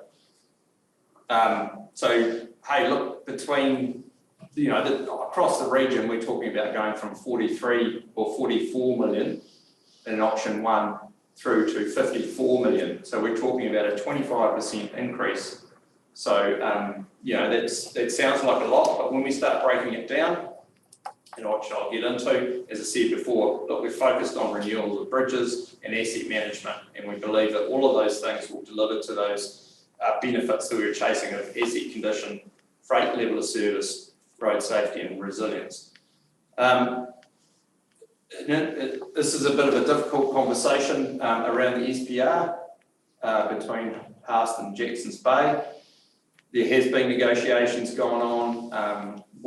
We're the meat and the sandwich doing this because we know you guys don't want to relinquish the SPR status. So the way we've kind of done that is we've run with, and what we've said in the document is, this is not our decision, but at the moment we've put in the program so you transition to local road status after 3 years, which is in accordance with the conversations you've had to date. And what that has meant though is that you've got significant investment for the next 3 years in those SPRs. And that big 25% jump mainly sits with Waka Kotahi and not each individual, not Westland and not Buller. So only Buller and Westland have a special purpose road. Is everyone aware of the status of the special purpose road?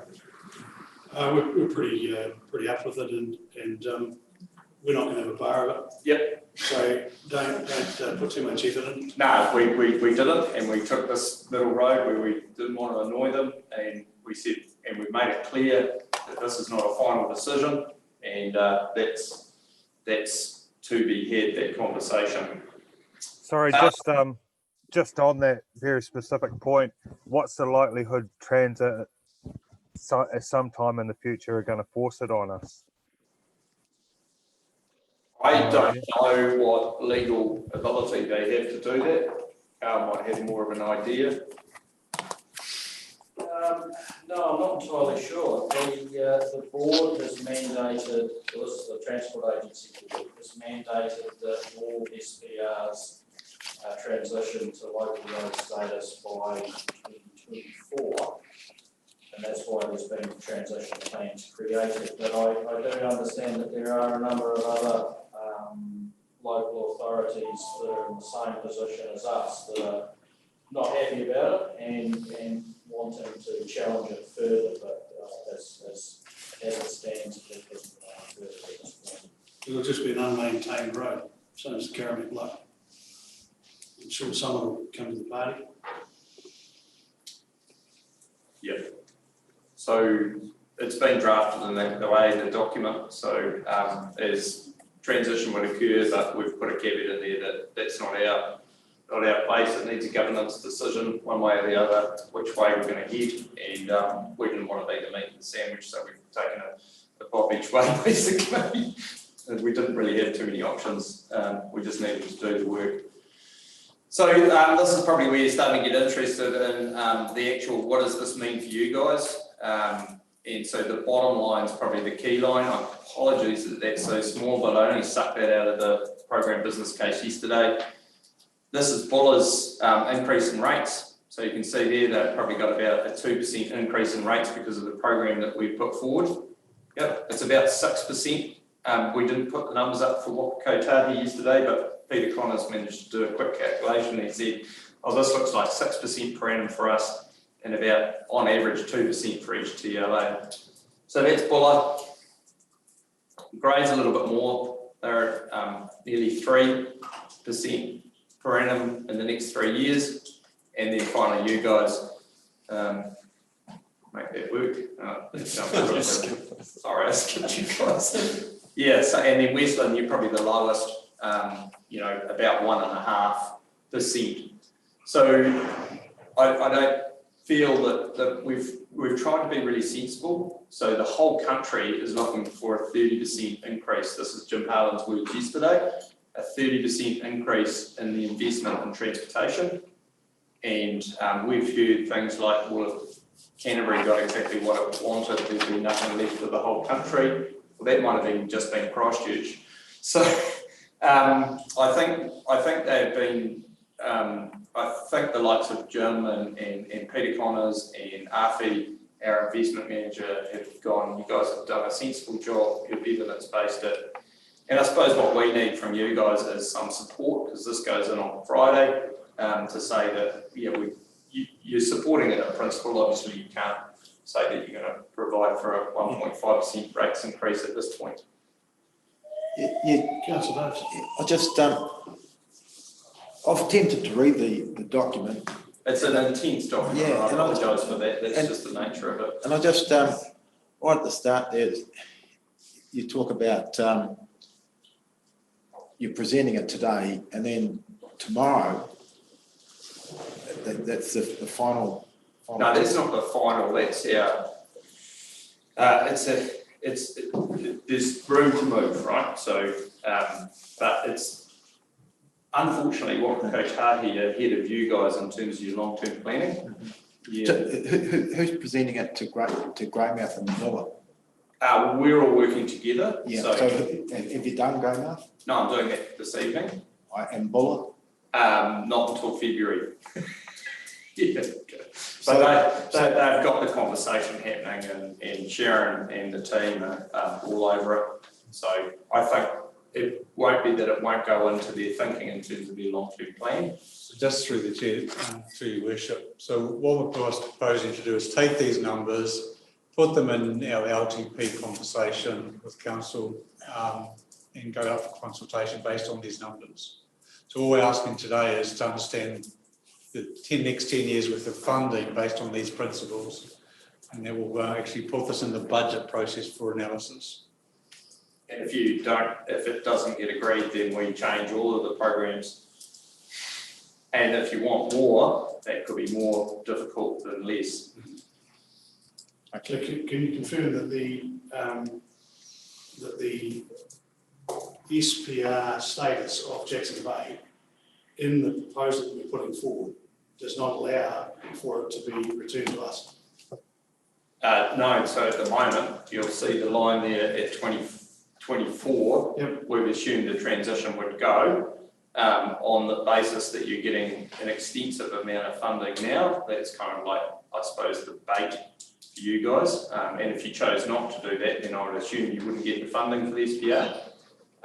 And that's something for the governance to determine, because I worked on the first program. I worked with Carl and Waka Kotahi 2 years ago to try and work through this to actually get an agreement, and we got quite closely to it, and then we haven't been able to make that stick. So as I said before, we're the meat and the sandwich. Here comes Carl. This is good. He can take some of the heat. No, it's not meant to be heat, it's, when you say you've virtually got agreement, it's never been. No, we're not saying that. So in our document, it says we are not guaranteeing that at all because we've positioned this. So we've had to sit in the middle and say, we've put these figures forward to you on the basis that transition would occur, but that's not our decision at this point. So what we've had to do up until now with the Waka Kotahi is formulate a transition plan which details works that are carried out on the Jacksons Bay Road prior to any handover. So the level of work at the moment, all the work on that road is 100% funded.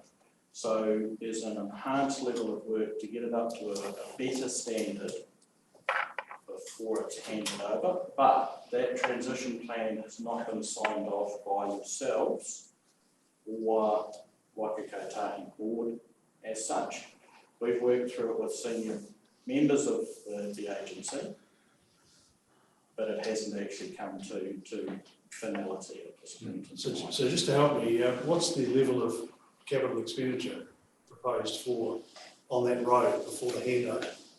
Which will no doubt bring it up to state highway At this standard. stage, I think we've increased the spending for the next 3 years by a further 2.5 to 3 million. So what's the total spend for those? I don't know if I'll be defining quickly.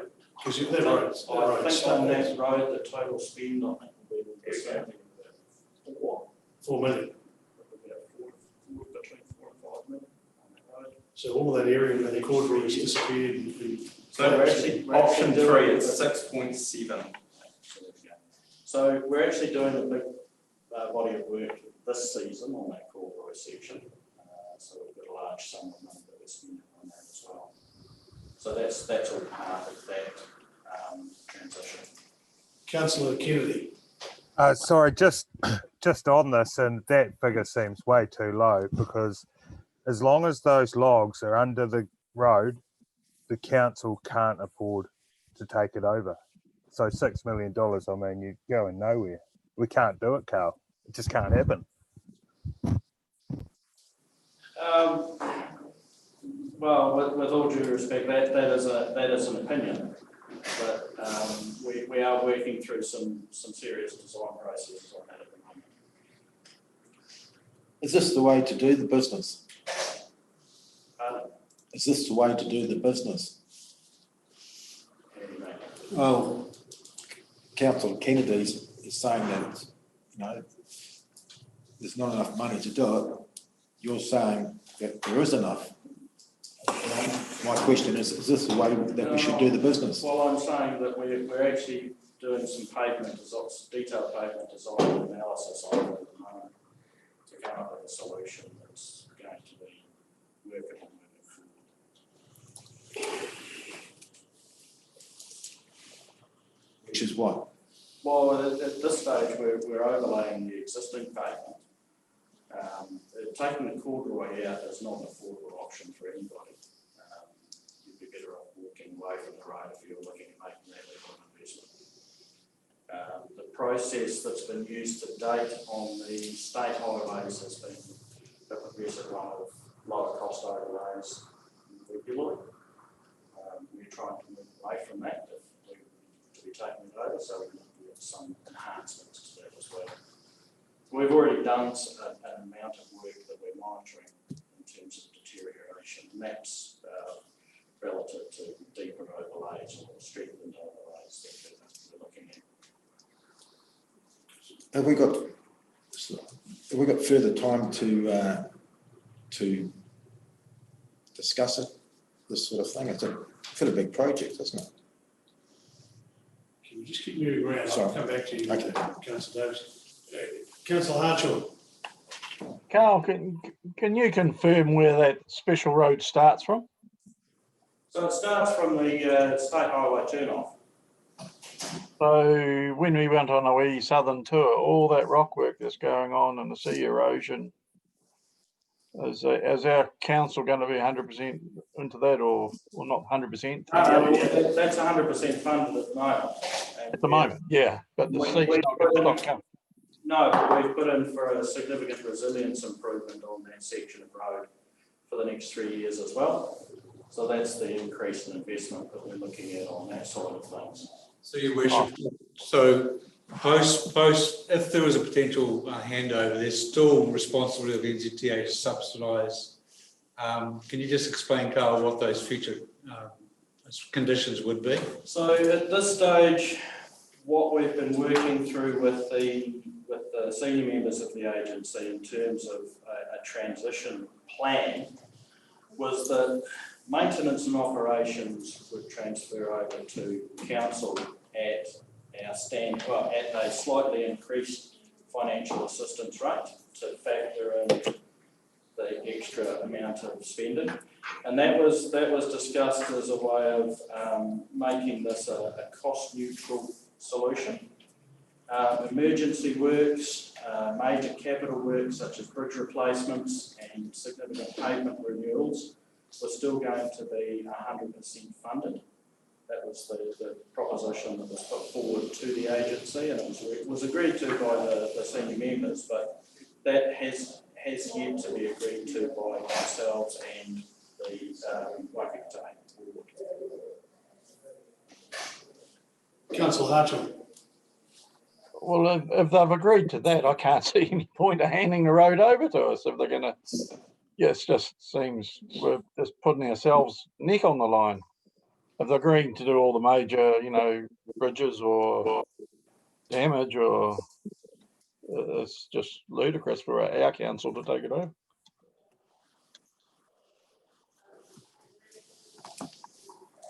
Okay, well, I can't comment on that. I mean, it needs to go before both council and the board in its entirety for a final decision. But like I said, there are other councils that are looking at their other options as well with regards to that. So it's not by any means a done deal. So we'll just have to take it from there. Just through worship, and again, Carl, in regards to the additional funding for Jackson Bay Road, if we agreed to this budget today, and the process whereby they propose that we do take it over and comes to council with all the conditions evaluated, would that funding likely to be changed post negative decision by council, considering we're looking down a 3-year program? Well, so what we're looking at this stage, we're really focused on getting funding for the next 3 years, not 10 years. We're already guaranteed 100% funding from the agency for the next 3 years. So the approach that we've taken is let's make the most of that. We've also asked for slightly more in terms of our local roads as well. Now, when it comes down to the long-term planning side of things and the finer nitty-gritty, if we've asked for less, but we need more, and the LTP process decides that we want more, and we've been granted less, we can't go back and ask again. So we're in a better position to ask for more now and have the backing of council to say that we're actually prepared at this stage to back the level of investment that we've set. If, for whatever reason, further down the track, when the final budgets are set, it's decided that something needs to be less, we can reduce that ourselves without any negative effect. We've got available funding if we choose to increase it, but it's no negative effect. So between now, between now and I suppose fitting the final budget, is it likely that the board would want to see assurance, I'm talking about Kotahi board here, assurance from councils that the special purpose roads will be handed over in 3 years? That hasn't come into the equation at this stage.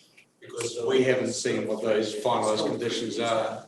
to be tabled. So best to go up front, in my opinion, to put the money in and wait for that guidance from the Kotahi board. Well, yeah, councillors, the real question is, are we going to accept the special purpose road going to Jackson Bay back to become a ratepayer liability? You know, if they're going to hand it over with $6 million worth of work done, we're doing a little piece of the old Christchurch Road for $3.5 million at the moment. I mean, that road down there is in atrocious condition. It's shocking. And we drove it recently. And look, I'm happy with the rest of the proposal, but I can't vote for a document that gives someone the idea that we're going to take that road back, because I'm certainly not going to vote for it. Well, you know, I find it difficult having a vote on a document that I find difficult to understand. It's through the chair, like I just getting this document is, and I understand you've put a lot into it, of work into it, but it is that comprehensive that it's actually, I found it all completely confusing. And in fact, the only thing that I got actually in my brain out of it was the fact that we need to protect our assets, you know, and that they haven't been well maintained. But anything wider than that, I can't even make a decision on today because I just don't get it. I'm sorry. So you're presenting to Buller in February? Yep. So Buller are not part of what you had intended to pull in tomorrow? I can show you, they've just seen, you've got their, So you've got their numbers as well, so I'm presenting nothing different to them. So, look, having I know a number of the councillors and mayor up there, there's no way they'll go with you handing over the Karen flood. But it's really clear in that document that there's no decision made. No. So just think that's the worst thing to remember. We've made it really clear there is no decision made. Just through your worship, all we're asking for is supporting the funding allocation for the next 3 years. We're not resolving to take. We're not prejudiced by doing that. No. In any way. So there's no detriment. There's no commitment from council. There's no detriment to us, and we're not committing ourselves if we adopt this document. Is that our position, that there's no detriment to us? There's no detriment to us. We're not prejudiced anyway. Because the primary focus on this document is the next 3 years.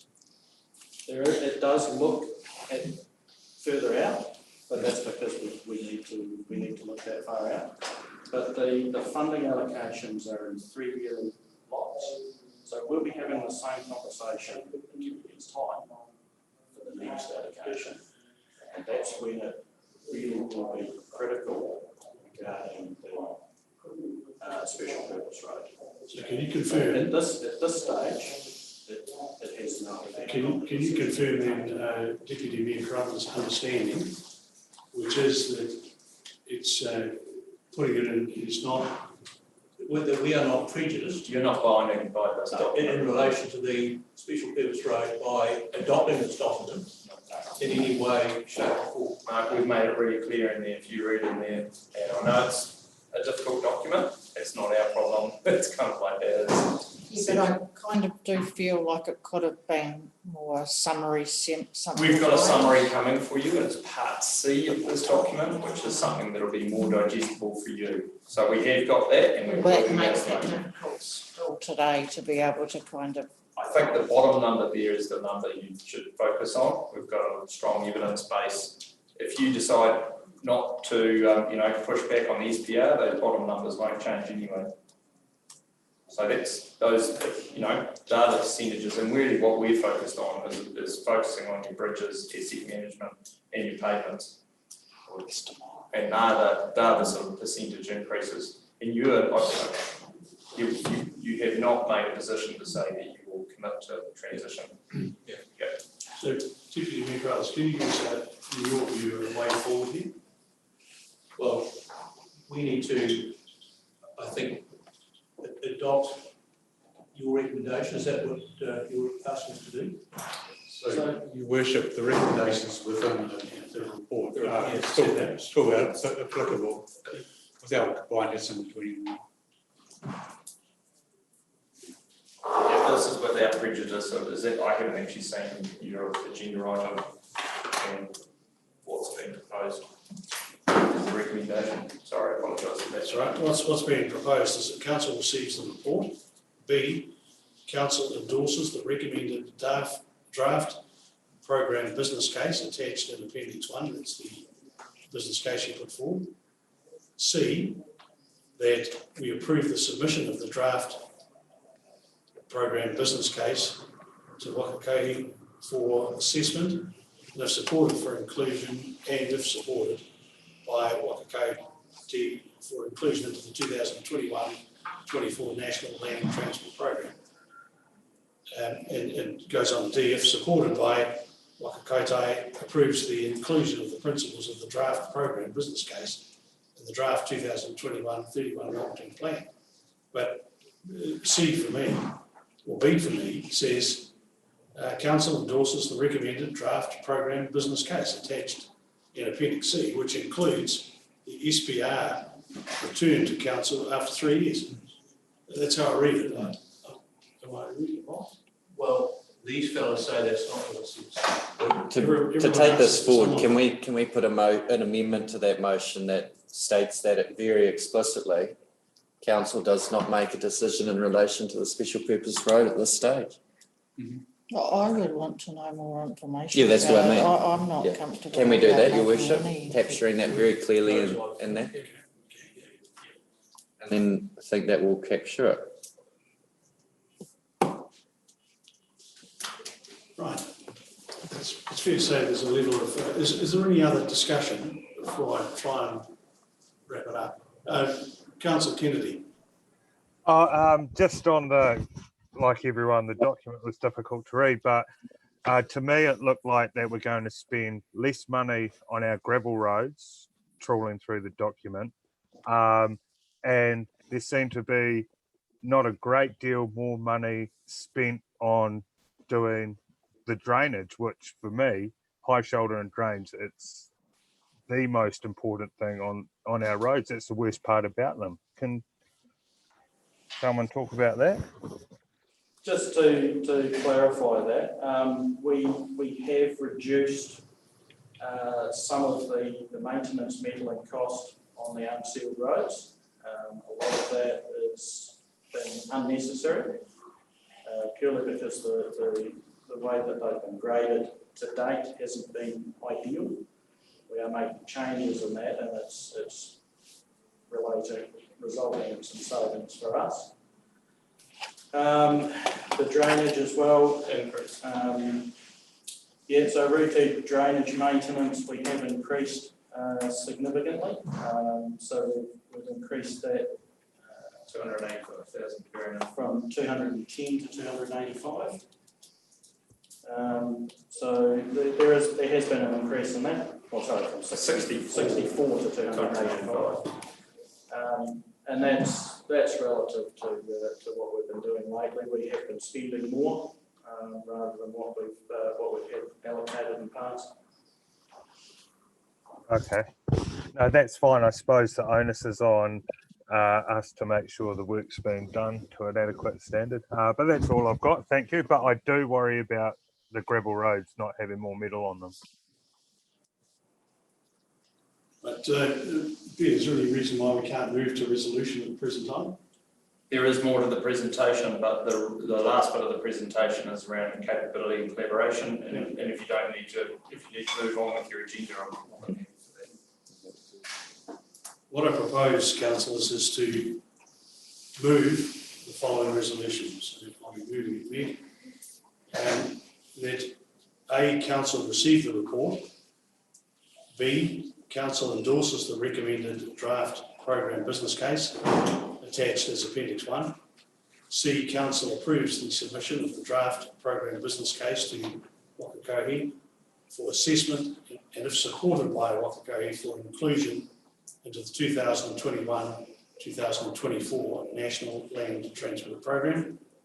D, if supported by Whakakohe, approves the inclusion of the principles of the draft program business case into the draft 2021-31 long-term plan. And E, that council at this stage does not support the transfer of the SPR status of the pass to Jackson Bay Road. Is it covered? Could I ask for a second? So I can test the floor. Thanks, Councillor Neal. All those in favour, please raise your hands. Those against? Okay, thank you. Motion's carried. Thank you, Referee, and don't feel bad about being weak in the sandwich. We do it every day. No, I feel bad about it, but yeah, you've got some work to do on that discussion. And it has been around for 2 years, and we have worked on it, and yeah. We haven't. No. Yes, there's a political element. There's a political element. There's a political element to it. Look, thank you very much for that. It's appreciated. Thank you. Through the mayor, can you just have noted that I abstain from that? I weren't quite sure if the hand was just shaking. Yeah, no, it was neither. It's better to vote for it or vote against this. Is my advice to you. Abstaining just means you can't make your mind. Well, sometimes it's the case. But I actually simply can't, because I don't feel like, I feel like there needs to be more discussion around getting my head around it in the first place. I understand. I understand. Oh, sorry, knock your glasses over. Yeah. Next, thanks. The next item on the agenda is the speed limit register, and Carl's going to speak to the report. Right, thank you, Worship. Councillors, good afternoon. So, yeah, as you know, we did have a session in November where we went through in fine detail the proposed changes and made some decisions on what the outcomes were going to be based on the feedback we got from the public and the hearings. So I'll take it as that you've read the report, but I'll just note that there was a couple of changes that we couldn't make, specifically 70 Ks. We did put that to the Transport Agency as an option, as a decision. So we weren't still not permitted to use 70 K. So in terms of the old Christchurch Road, we did have a backup plan of 60. So the backup option for that comes into play, which is 60. Given that it's looking at 60, then we don't necessarily need to look at 50 in front of the Marae. It's actually reasonably slow at that stage anyway, so it won't make a huge difference. The 70 as an option on Canary Road was also not an option, but we didn't have a backup plan on that, so that just stays at 80. But we end up changing the positions for the 50 at the start to just past service engineering, and at the far end, at the Canary end, we're bringing it back to Pine Tree Road. So that was the main changes to look at in that area there. Thanks, Carl. Councillors, you've got the report, and it's on pages 16 to 33 of your agenda, and we'll open it for discussion. And Paul, would you like to start? Certainly. Thank you. So I think I've missed something here, because I still don't understand how we got to be in this place in the first place.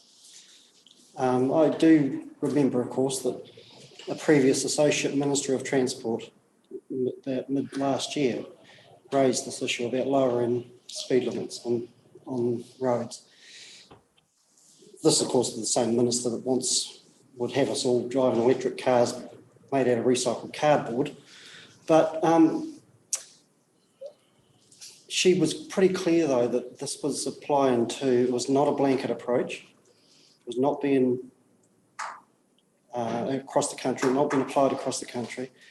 It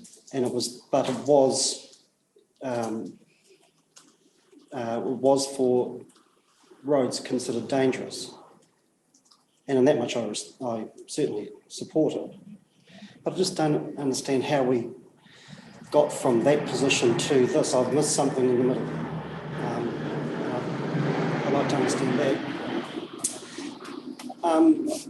As for some of just a couple of comments on the specifics, I still don't understand quite the Arahuta one at the marae. I can't, on the table, I can't understand it, and the map, it looks like the key is plastered over top of Arahuta. I can't see on that map how it works.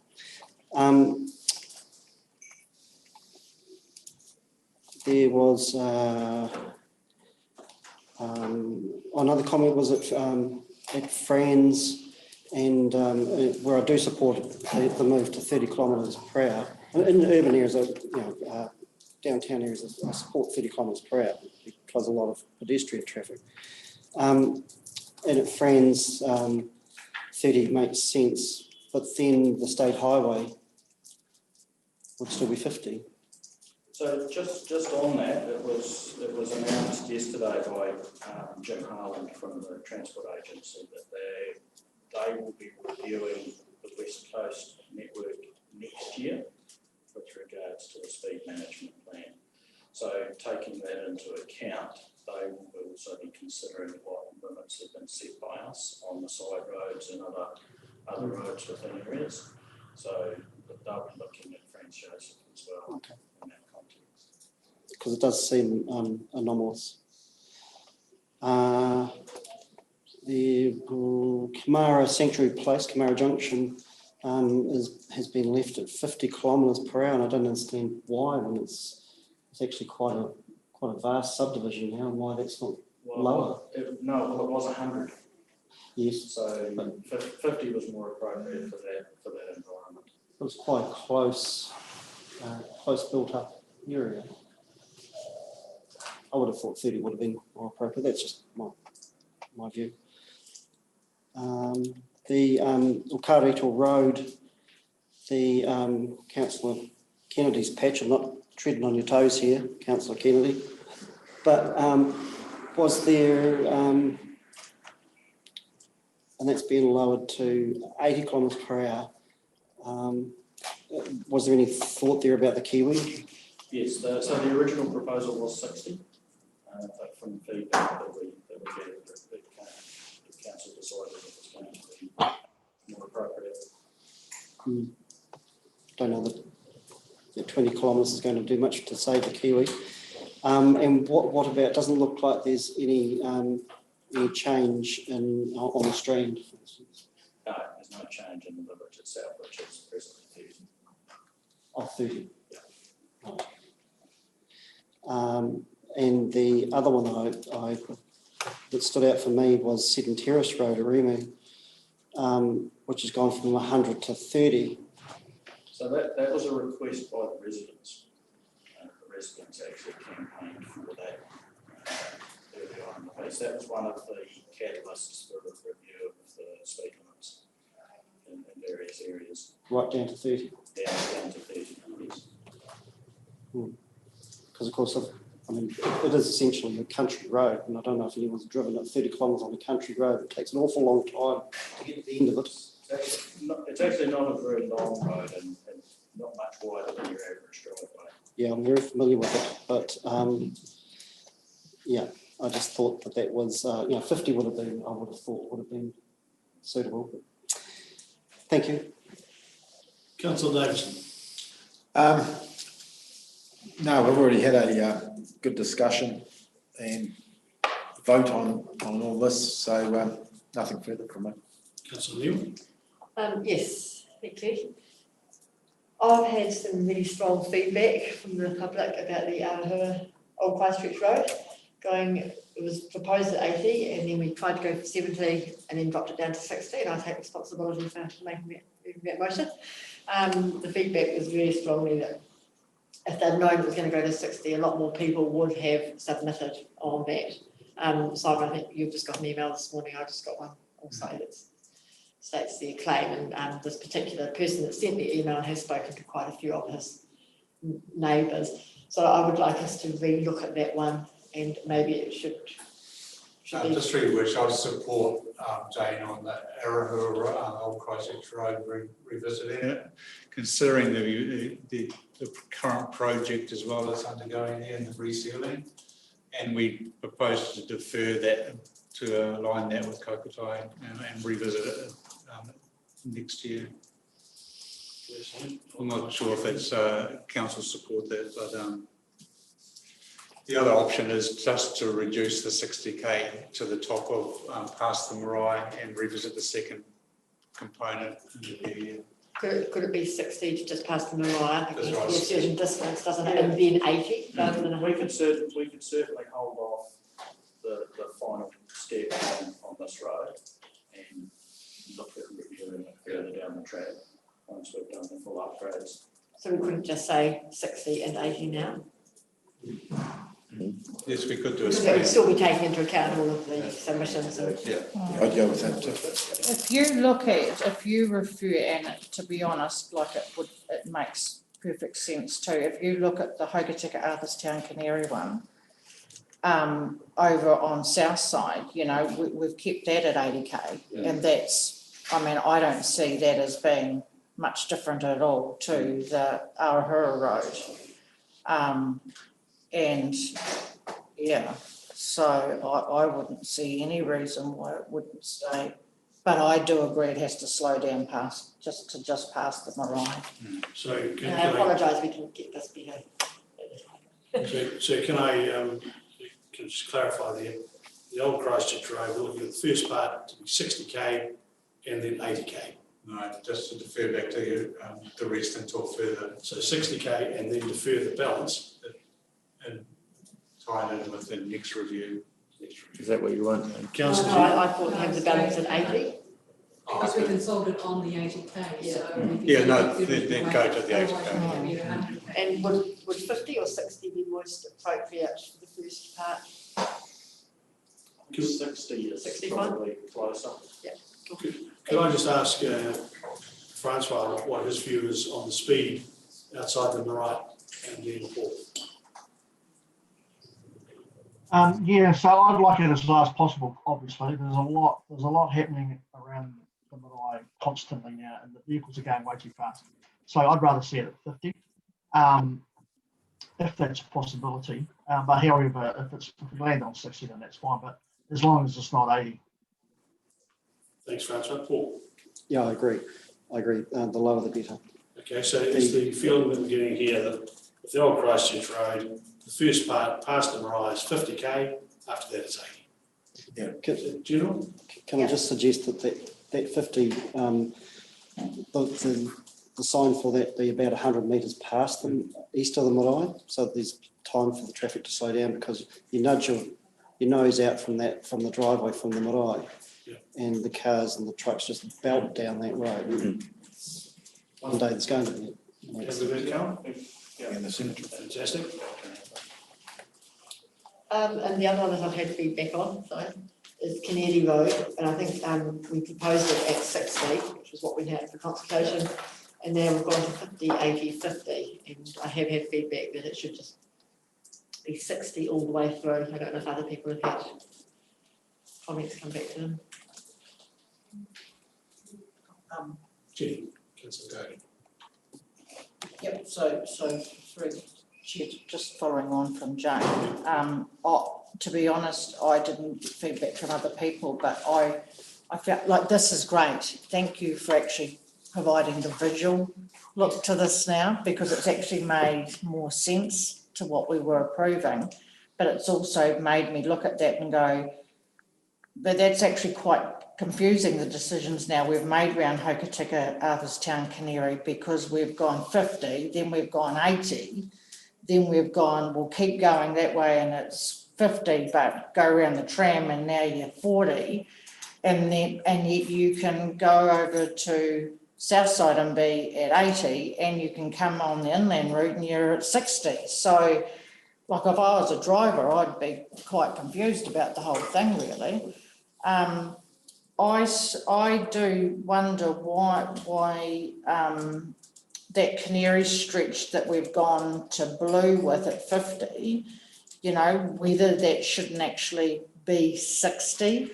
I mean, you get it when you're just coming out of town, 50k, but then you're picking up to 80. It doesn't make a great deal of sense going from 80 back to 50 to drive through that little piece when everything else around it is sort of either 80k or 40k. In the discussion, if I recall, it was trying to shift the 50k further out of town so that when people were coming into town, they'd slow down while they camped store there.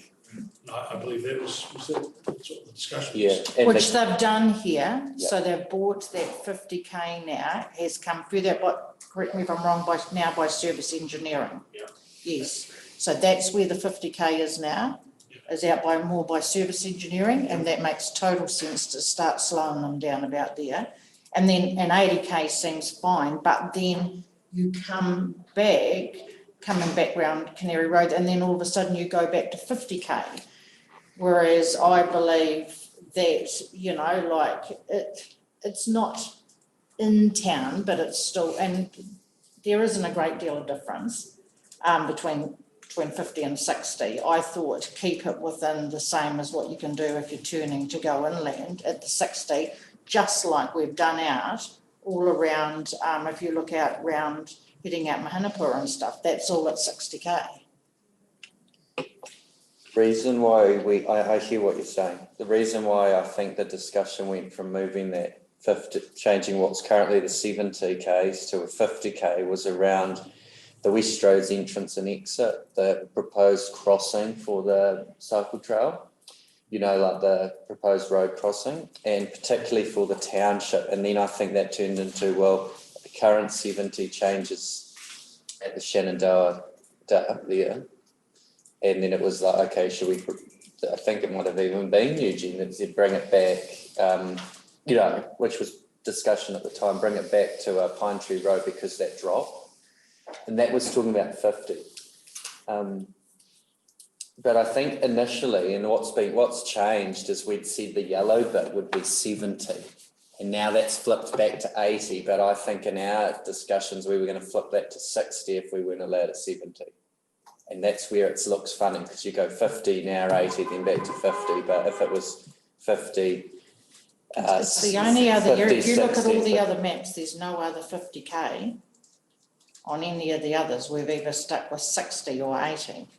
Yeah, I know, but I think the discussion was around that. We had all those submissions from West Roads saying that the truck drivers pulling out of West Roads felt that it was too fast to be going any faster than sort of 50 past there, and the cycle trail crossing, getting the cars slowed from exiting the, you know, driving past the bridge to where the crossing would be, as having that 50. The other thing that we've got to contend with is like Latham said, we've got the school children as well, but we've also got a lot of cyclists on that wilderness trail that will come through, generally on the road in that narrower area. So the lowering to 50 was a more appropriate speed for that general area as an urban centre. I'm comfortable with the 50, very comfortable. That's the yellow part. Service engineering down to where it goes back to the 50. I'm wondering if that should be down to 50 or 60 there.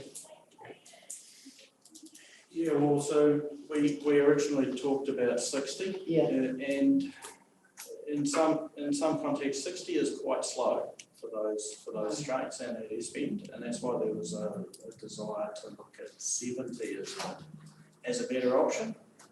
80 is a bit fast, 70 would be ideal, but we don't have 70 as that option that we can choose. So probably the best way forward at this stage is to leave it at 80.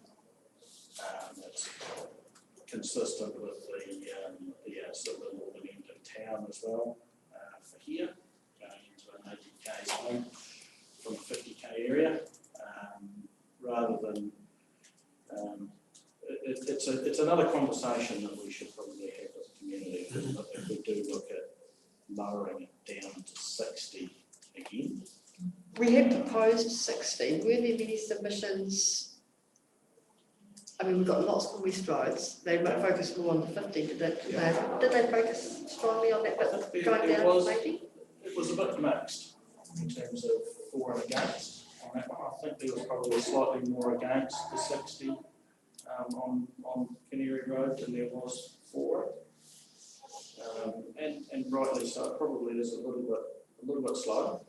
I mean, to slow the traffic down to set it at 60, which is below the mean speed anyway, we would have to do some engineering to that road in itself. And that could be achieved through changes in the road marking as a simple solution to make the road feel narrower.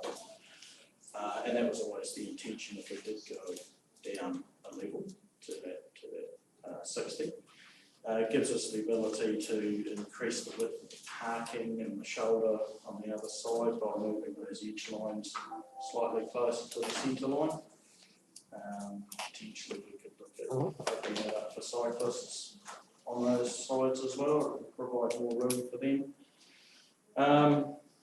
But it was a little bit contentious, so it's perhaps something that we could go back out to the community and have another conversation with, in much the same way that we could do for the Kawhirangi Kokotai area, and engage with them a bit more and work out a solution that works for everybody.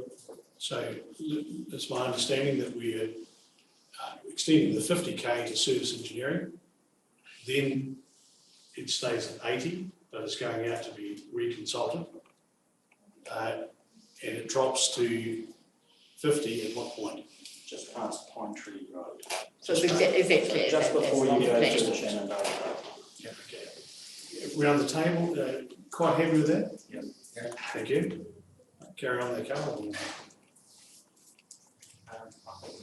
You're up to me, so thank you for that. Councillor Hartshaw.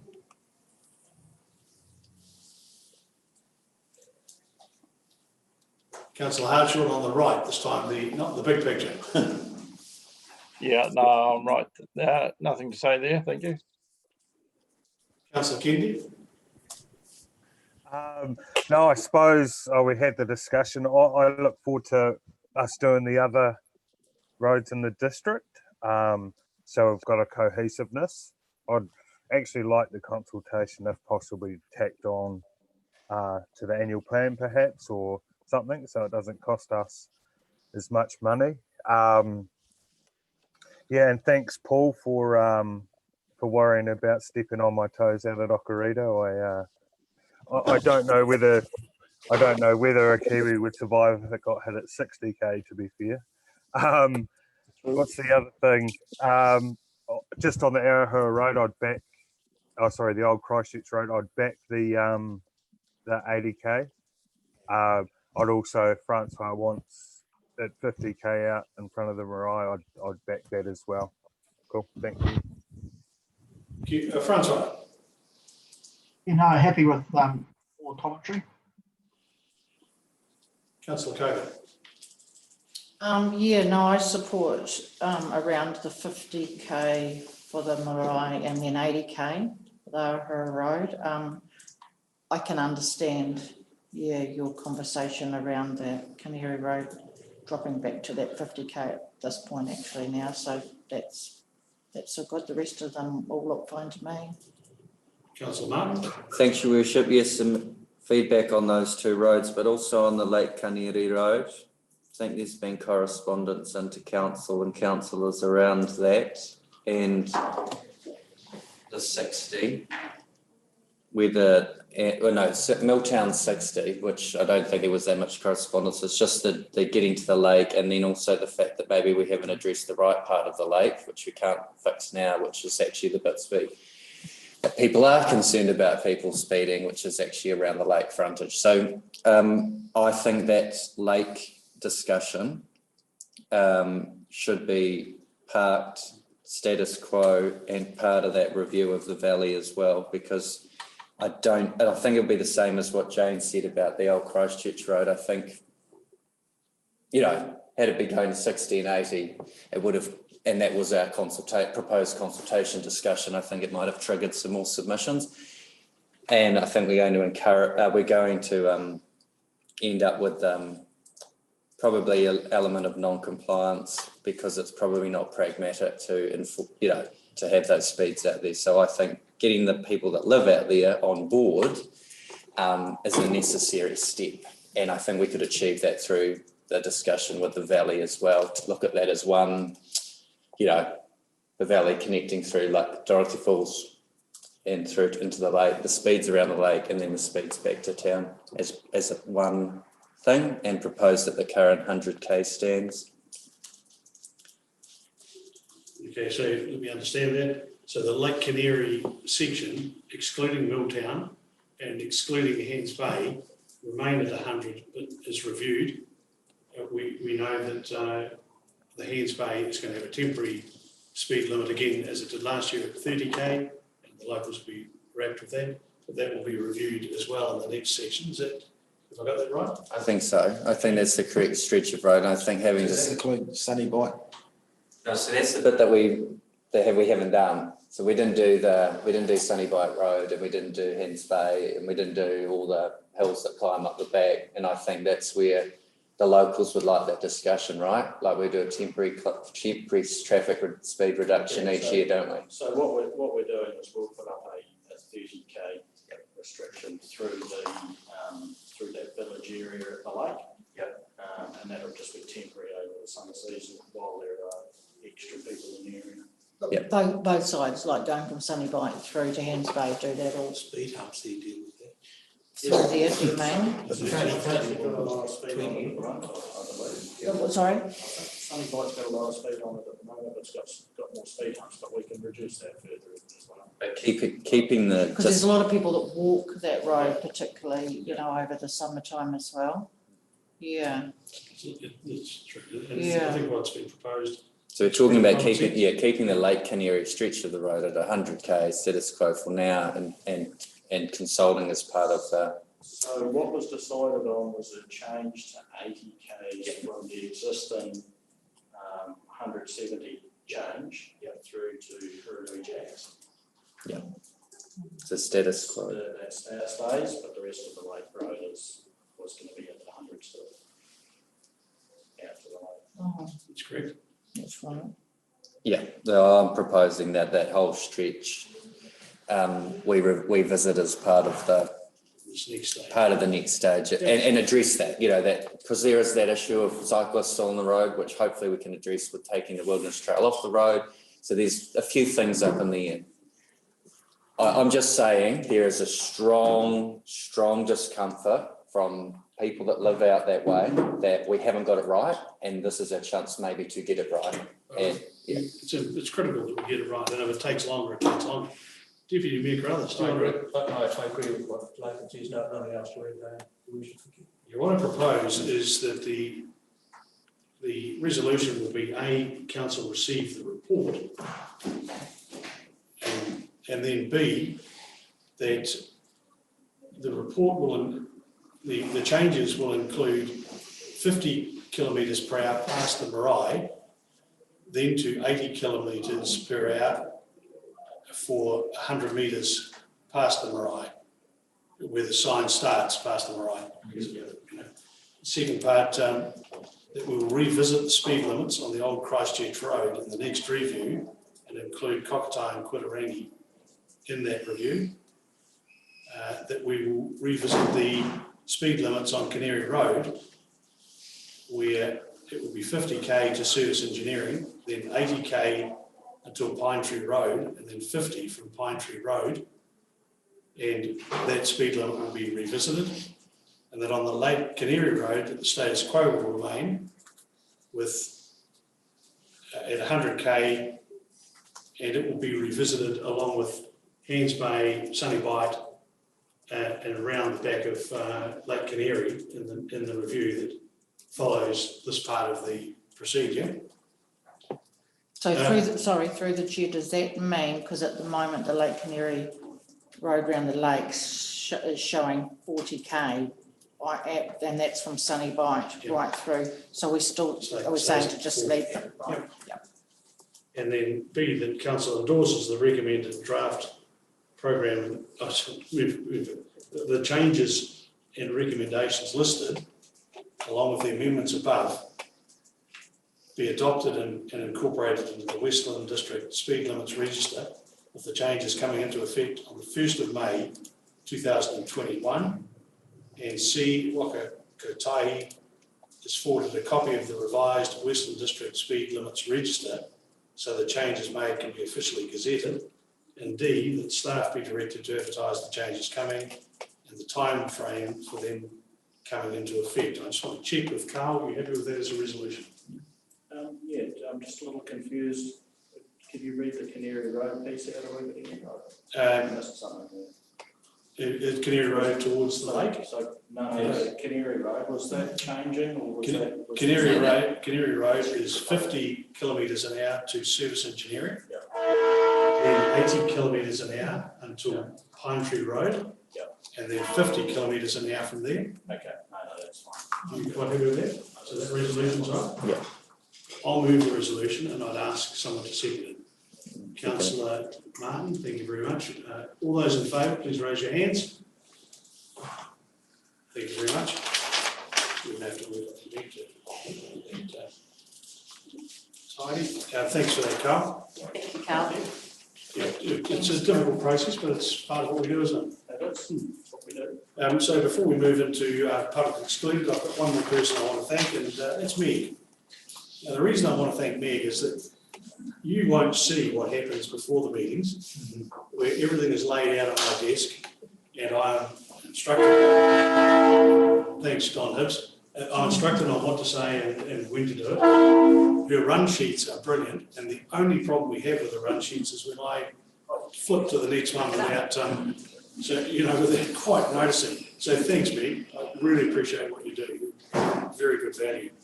Now I'd like to move that, or get a councillor. Give her the additional agenda item. What's that? Oh, this too. On your run sheet. Thank Meg again, Worship. It's on your run sheet.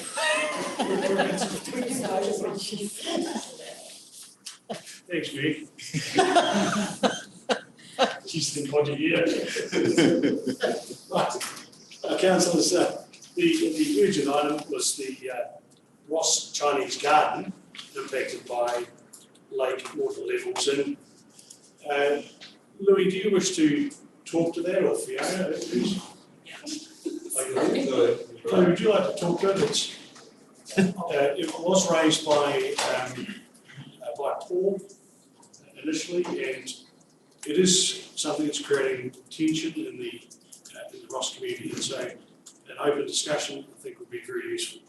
Through the chair too, just on our trip down south, I did happen to take quite a number of photos. So if anyone wants a visual of what we're talking about, I have plenty on my phone.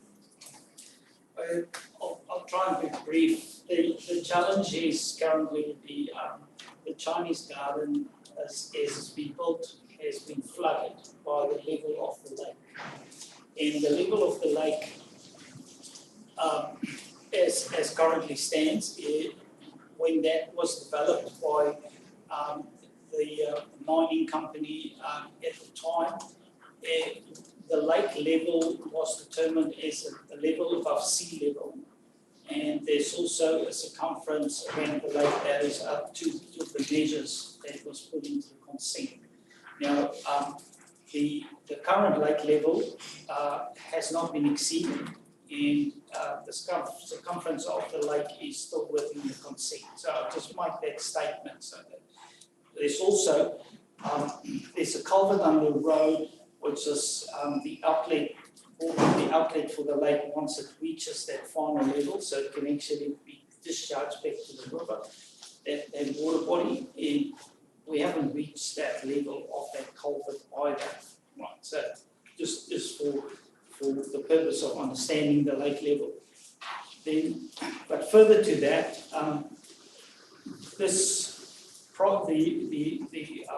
the road, the lake, the inlet into the lake, none of this is under council control. This is a matter of regional council is actually responsible for managing the, that part of it. So also, I can mention that the current road adjacent to the lake is not a council road, it sits on private property. So there is an actual paper road, but that road's currently not in correct position, so it sits on private land. And the land is, as I said, none of that is on council property, it's all private owned land, other than the paper road, but the paper road actually physically sits in the lake. It needs to be resurveyed. Right, so currently there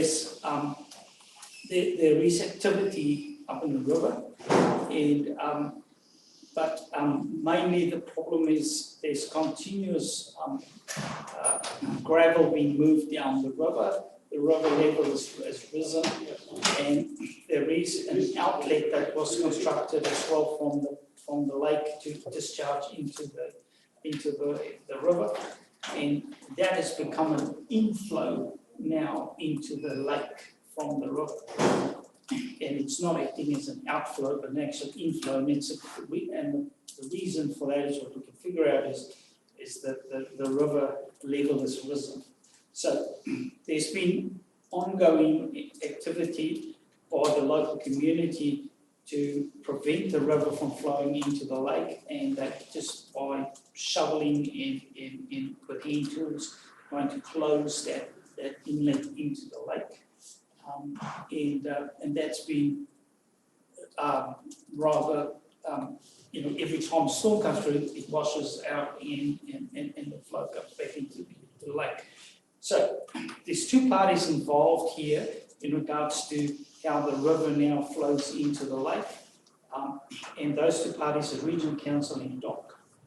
And the interest from DOC is around fish and connectivity to the sea and so forth. And I don't want to elaborate on that, but there is that when the consent was issued at the time, the preference was for the river not to enter the lake, because that would disconnect some of the fish species ending up in the lake, and with disconnecting that connection to the sea. So really actually there's actually some whitebait species that actually have to have that connection to the ocean from the river, and that would bridge that issue.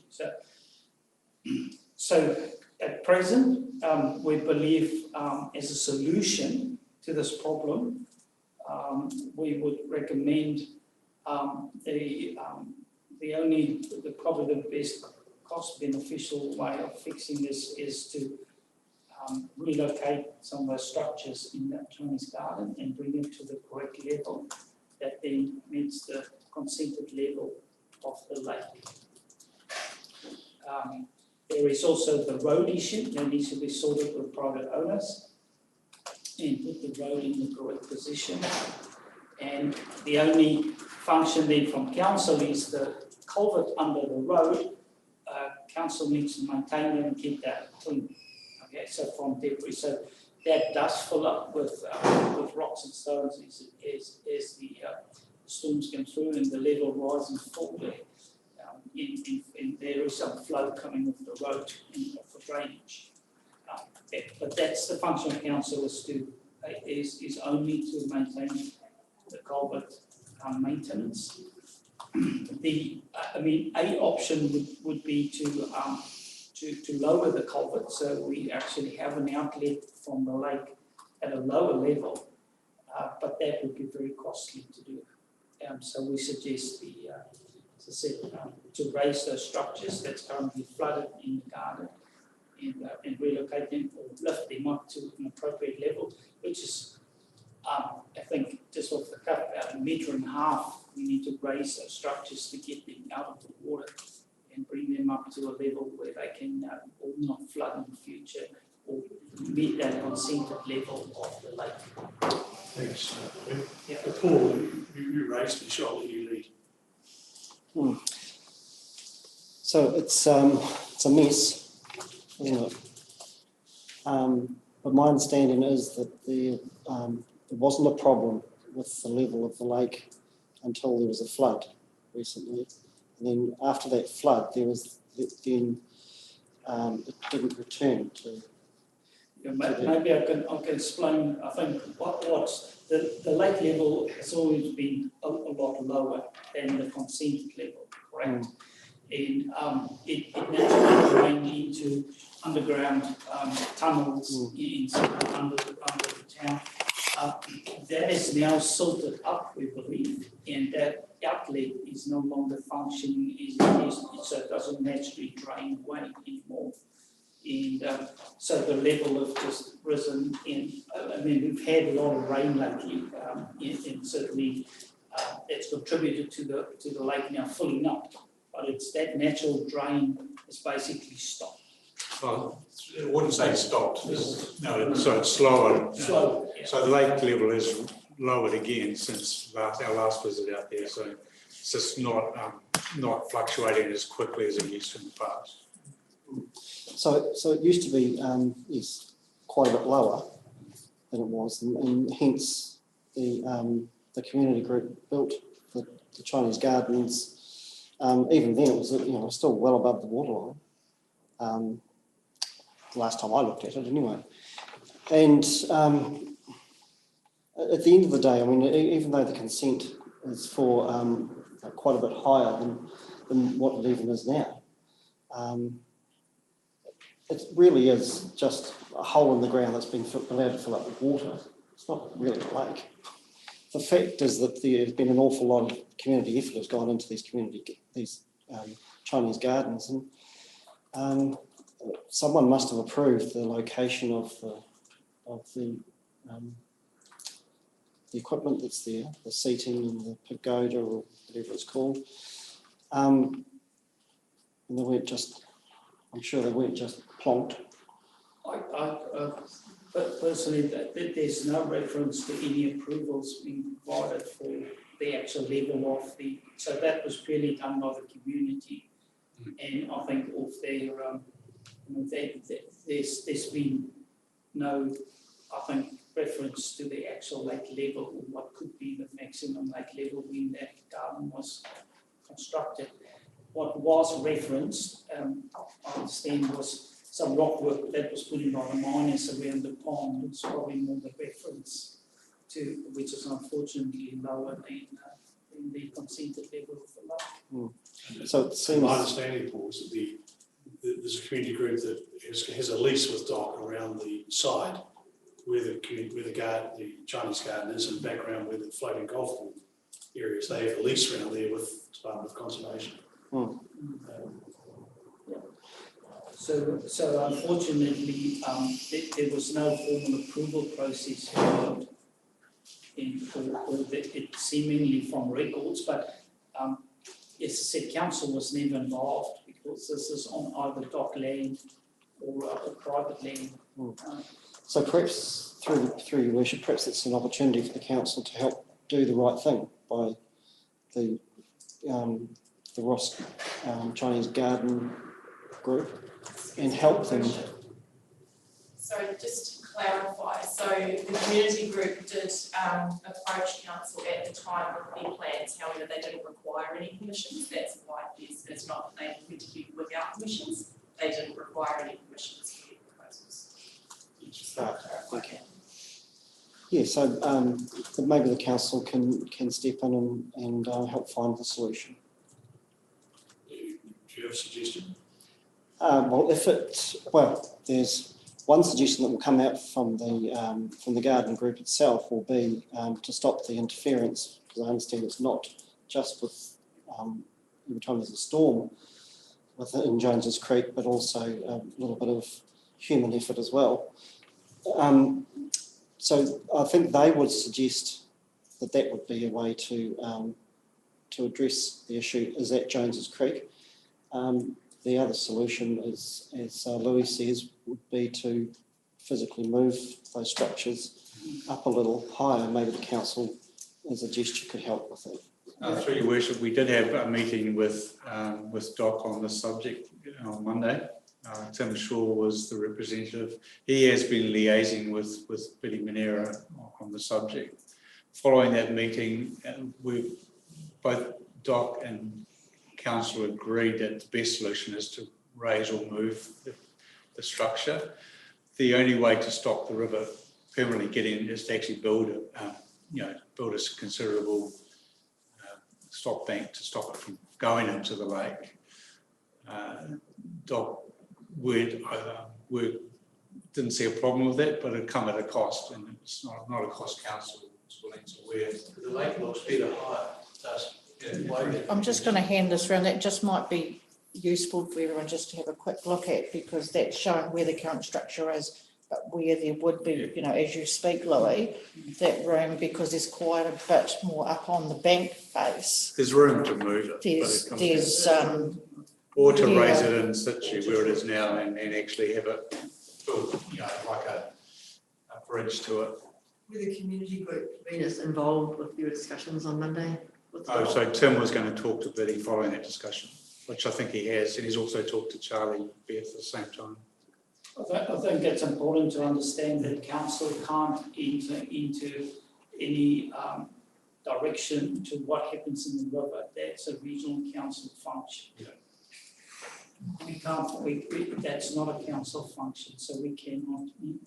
Would require resource consent. Yeah, and would require consent. Whose land is it? Ray Thomas and Birchfield's, some of it's still, it's co-owned. And whereabouts are the structures? Whose land's that on? It's on Dockland. Dockland. Is that correct? Yeah.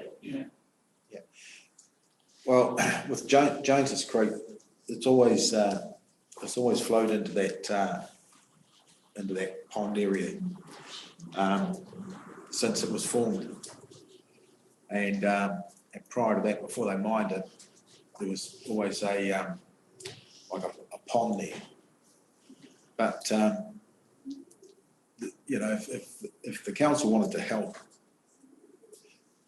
the best solution is to assist them by moving the structures up out of that present level it is now.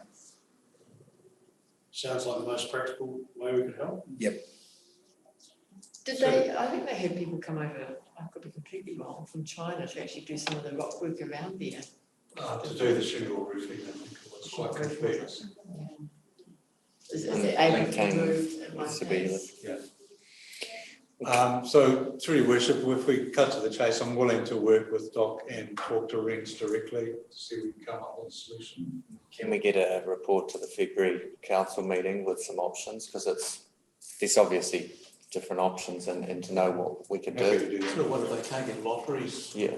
Funding to do this? I think they apply for funding whenever they can. But just to make a comment, I think it's key that the community supports, either supports or doesn't. So we need to make sure that the community supports a final solution, not that it's just a Rens final solution. It's a community project as well. So I'll see what I can do with working with both parties. Just through the chair, what's the relationship like with the Birchfield miners and the Chinese groups? I wouldn't say it's perfect. Oh, so they wouldn't be able to help out with. If council were acting on behalf, I think possibly.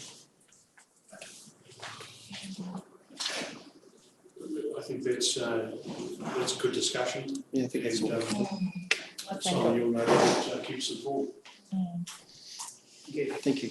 Look, on that basis, someone like to move that, I'll just check my sheet here, Nick.